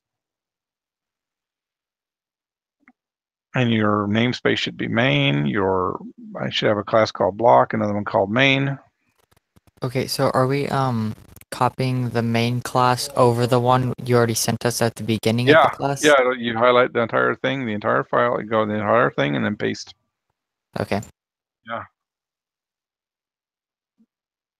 It should be exactly the same as mine. I think what I need to do is show you guys about revision control and how do you check files in and out and how you work on teams. It looks like there's 2 programs. Is that right? Or Yeah, so one is for one file and one's for the other file. okay, hold on. Right. You have to only select it in between the words block main.java and block.java. And just the curly braces and all, and then paste. Okay.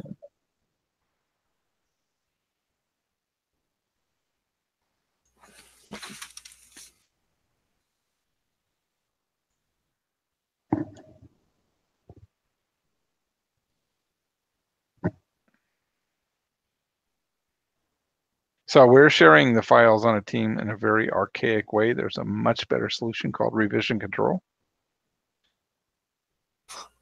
Okay, I'm getting some errors already. All right, what's going on? Okay, oh, that would be a good time for me to stop sharing and you too share. Real quick, and if I can get you guys going, then you won't be in the so bad of a situation that you're like, I spent all week and I couldn't get nothing done. And when this is supposed to be the easiest part. How about you, Ryan? How's yours working? I think I'm getting a couple errors, but I'm just gonna try and copy it all first. Yeah, all first, and then show me The- Elijah. Do a share, The and block, then the what? the block classes was the components class, right? No, it's called. I renamed it to block. It's called block.cpp. Block.java. Okay, but it goes where the components class was. Yeah. Now you got to make another class called block, basically. Okay. Delete the one Can you, called components. can you see mine? Okay. Let me see. Okay. So yeah, take the word break in. That's on the namespace, right there. Rename it. Right mouse button, click. Refactor, rename, and call it main. Small letters.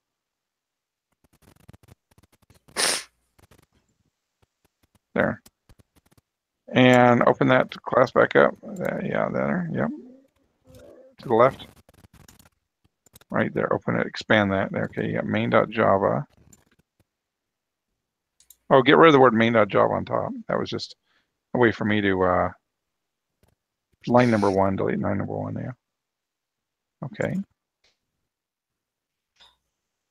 And these. Oh, rename game components. .java. Refactor, rename, and call it block. Capital B. Yeah, capital B. Okay. I think that fixed her. Wait, where did it all go? Yeah, it all went away, didn't it? Oh no, wait, now it's back here. Okay. Oh wait, you got more errors. What is this?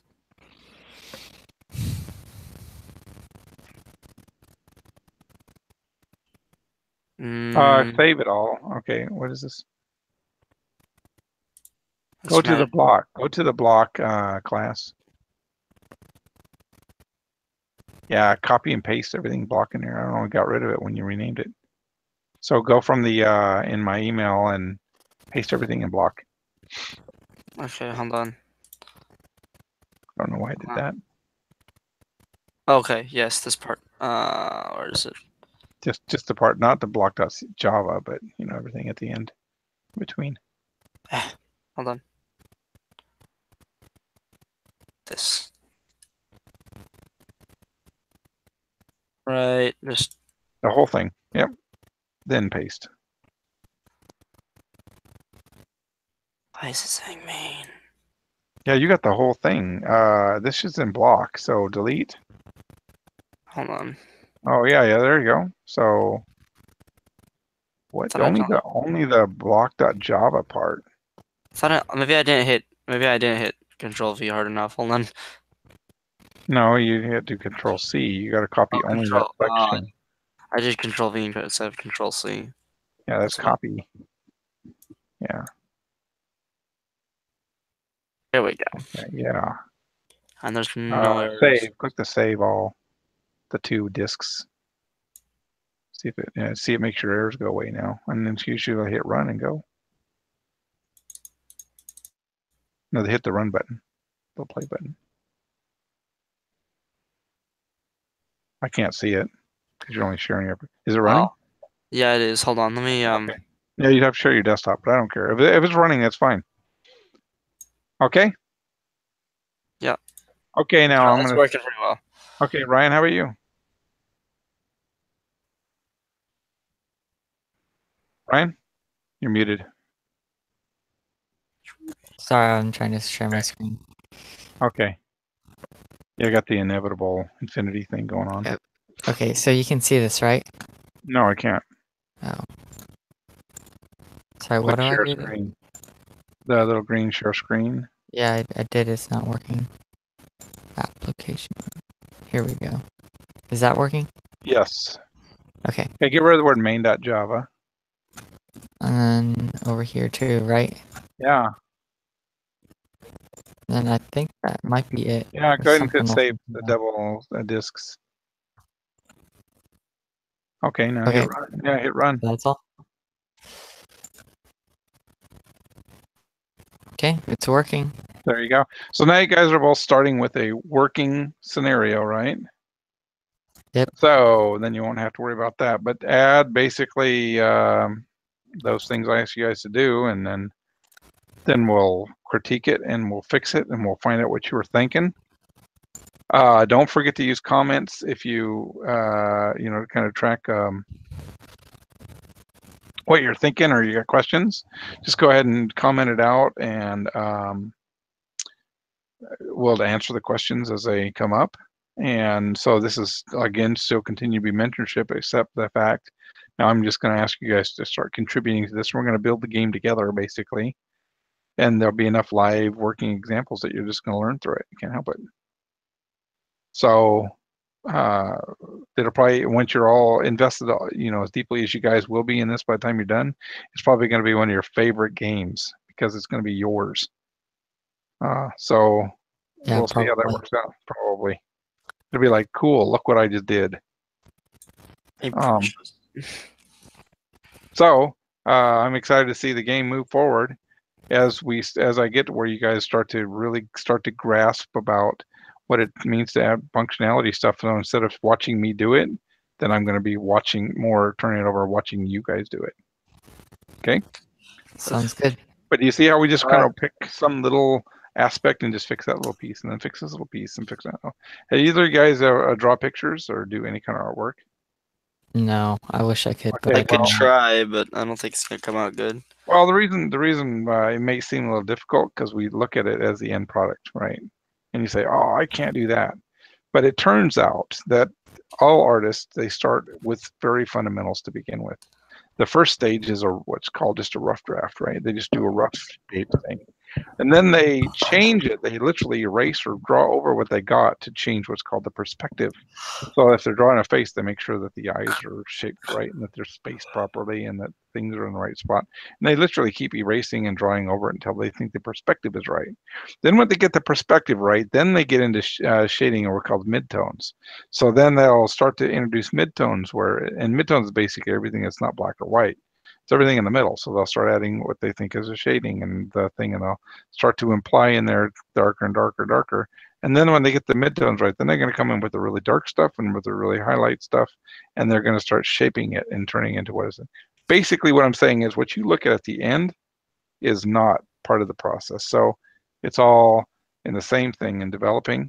Is you work with the small pieces, and it gets bigger and develops more. And the thing is you compartmentalize your solution so that you can easily borrow it for something else. Okay? So in the same way that I believe you guys can develop this program, it's the same way I believe you guys could draw if you wanted to. Okay? So that's about it. Okay. Alrighty. I'll see you guys next week. Okay. See ya. Bye. Thank Okay, you. bye. Yeah, bye. Yeah, thank you.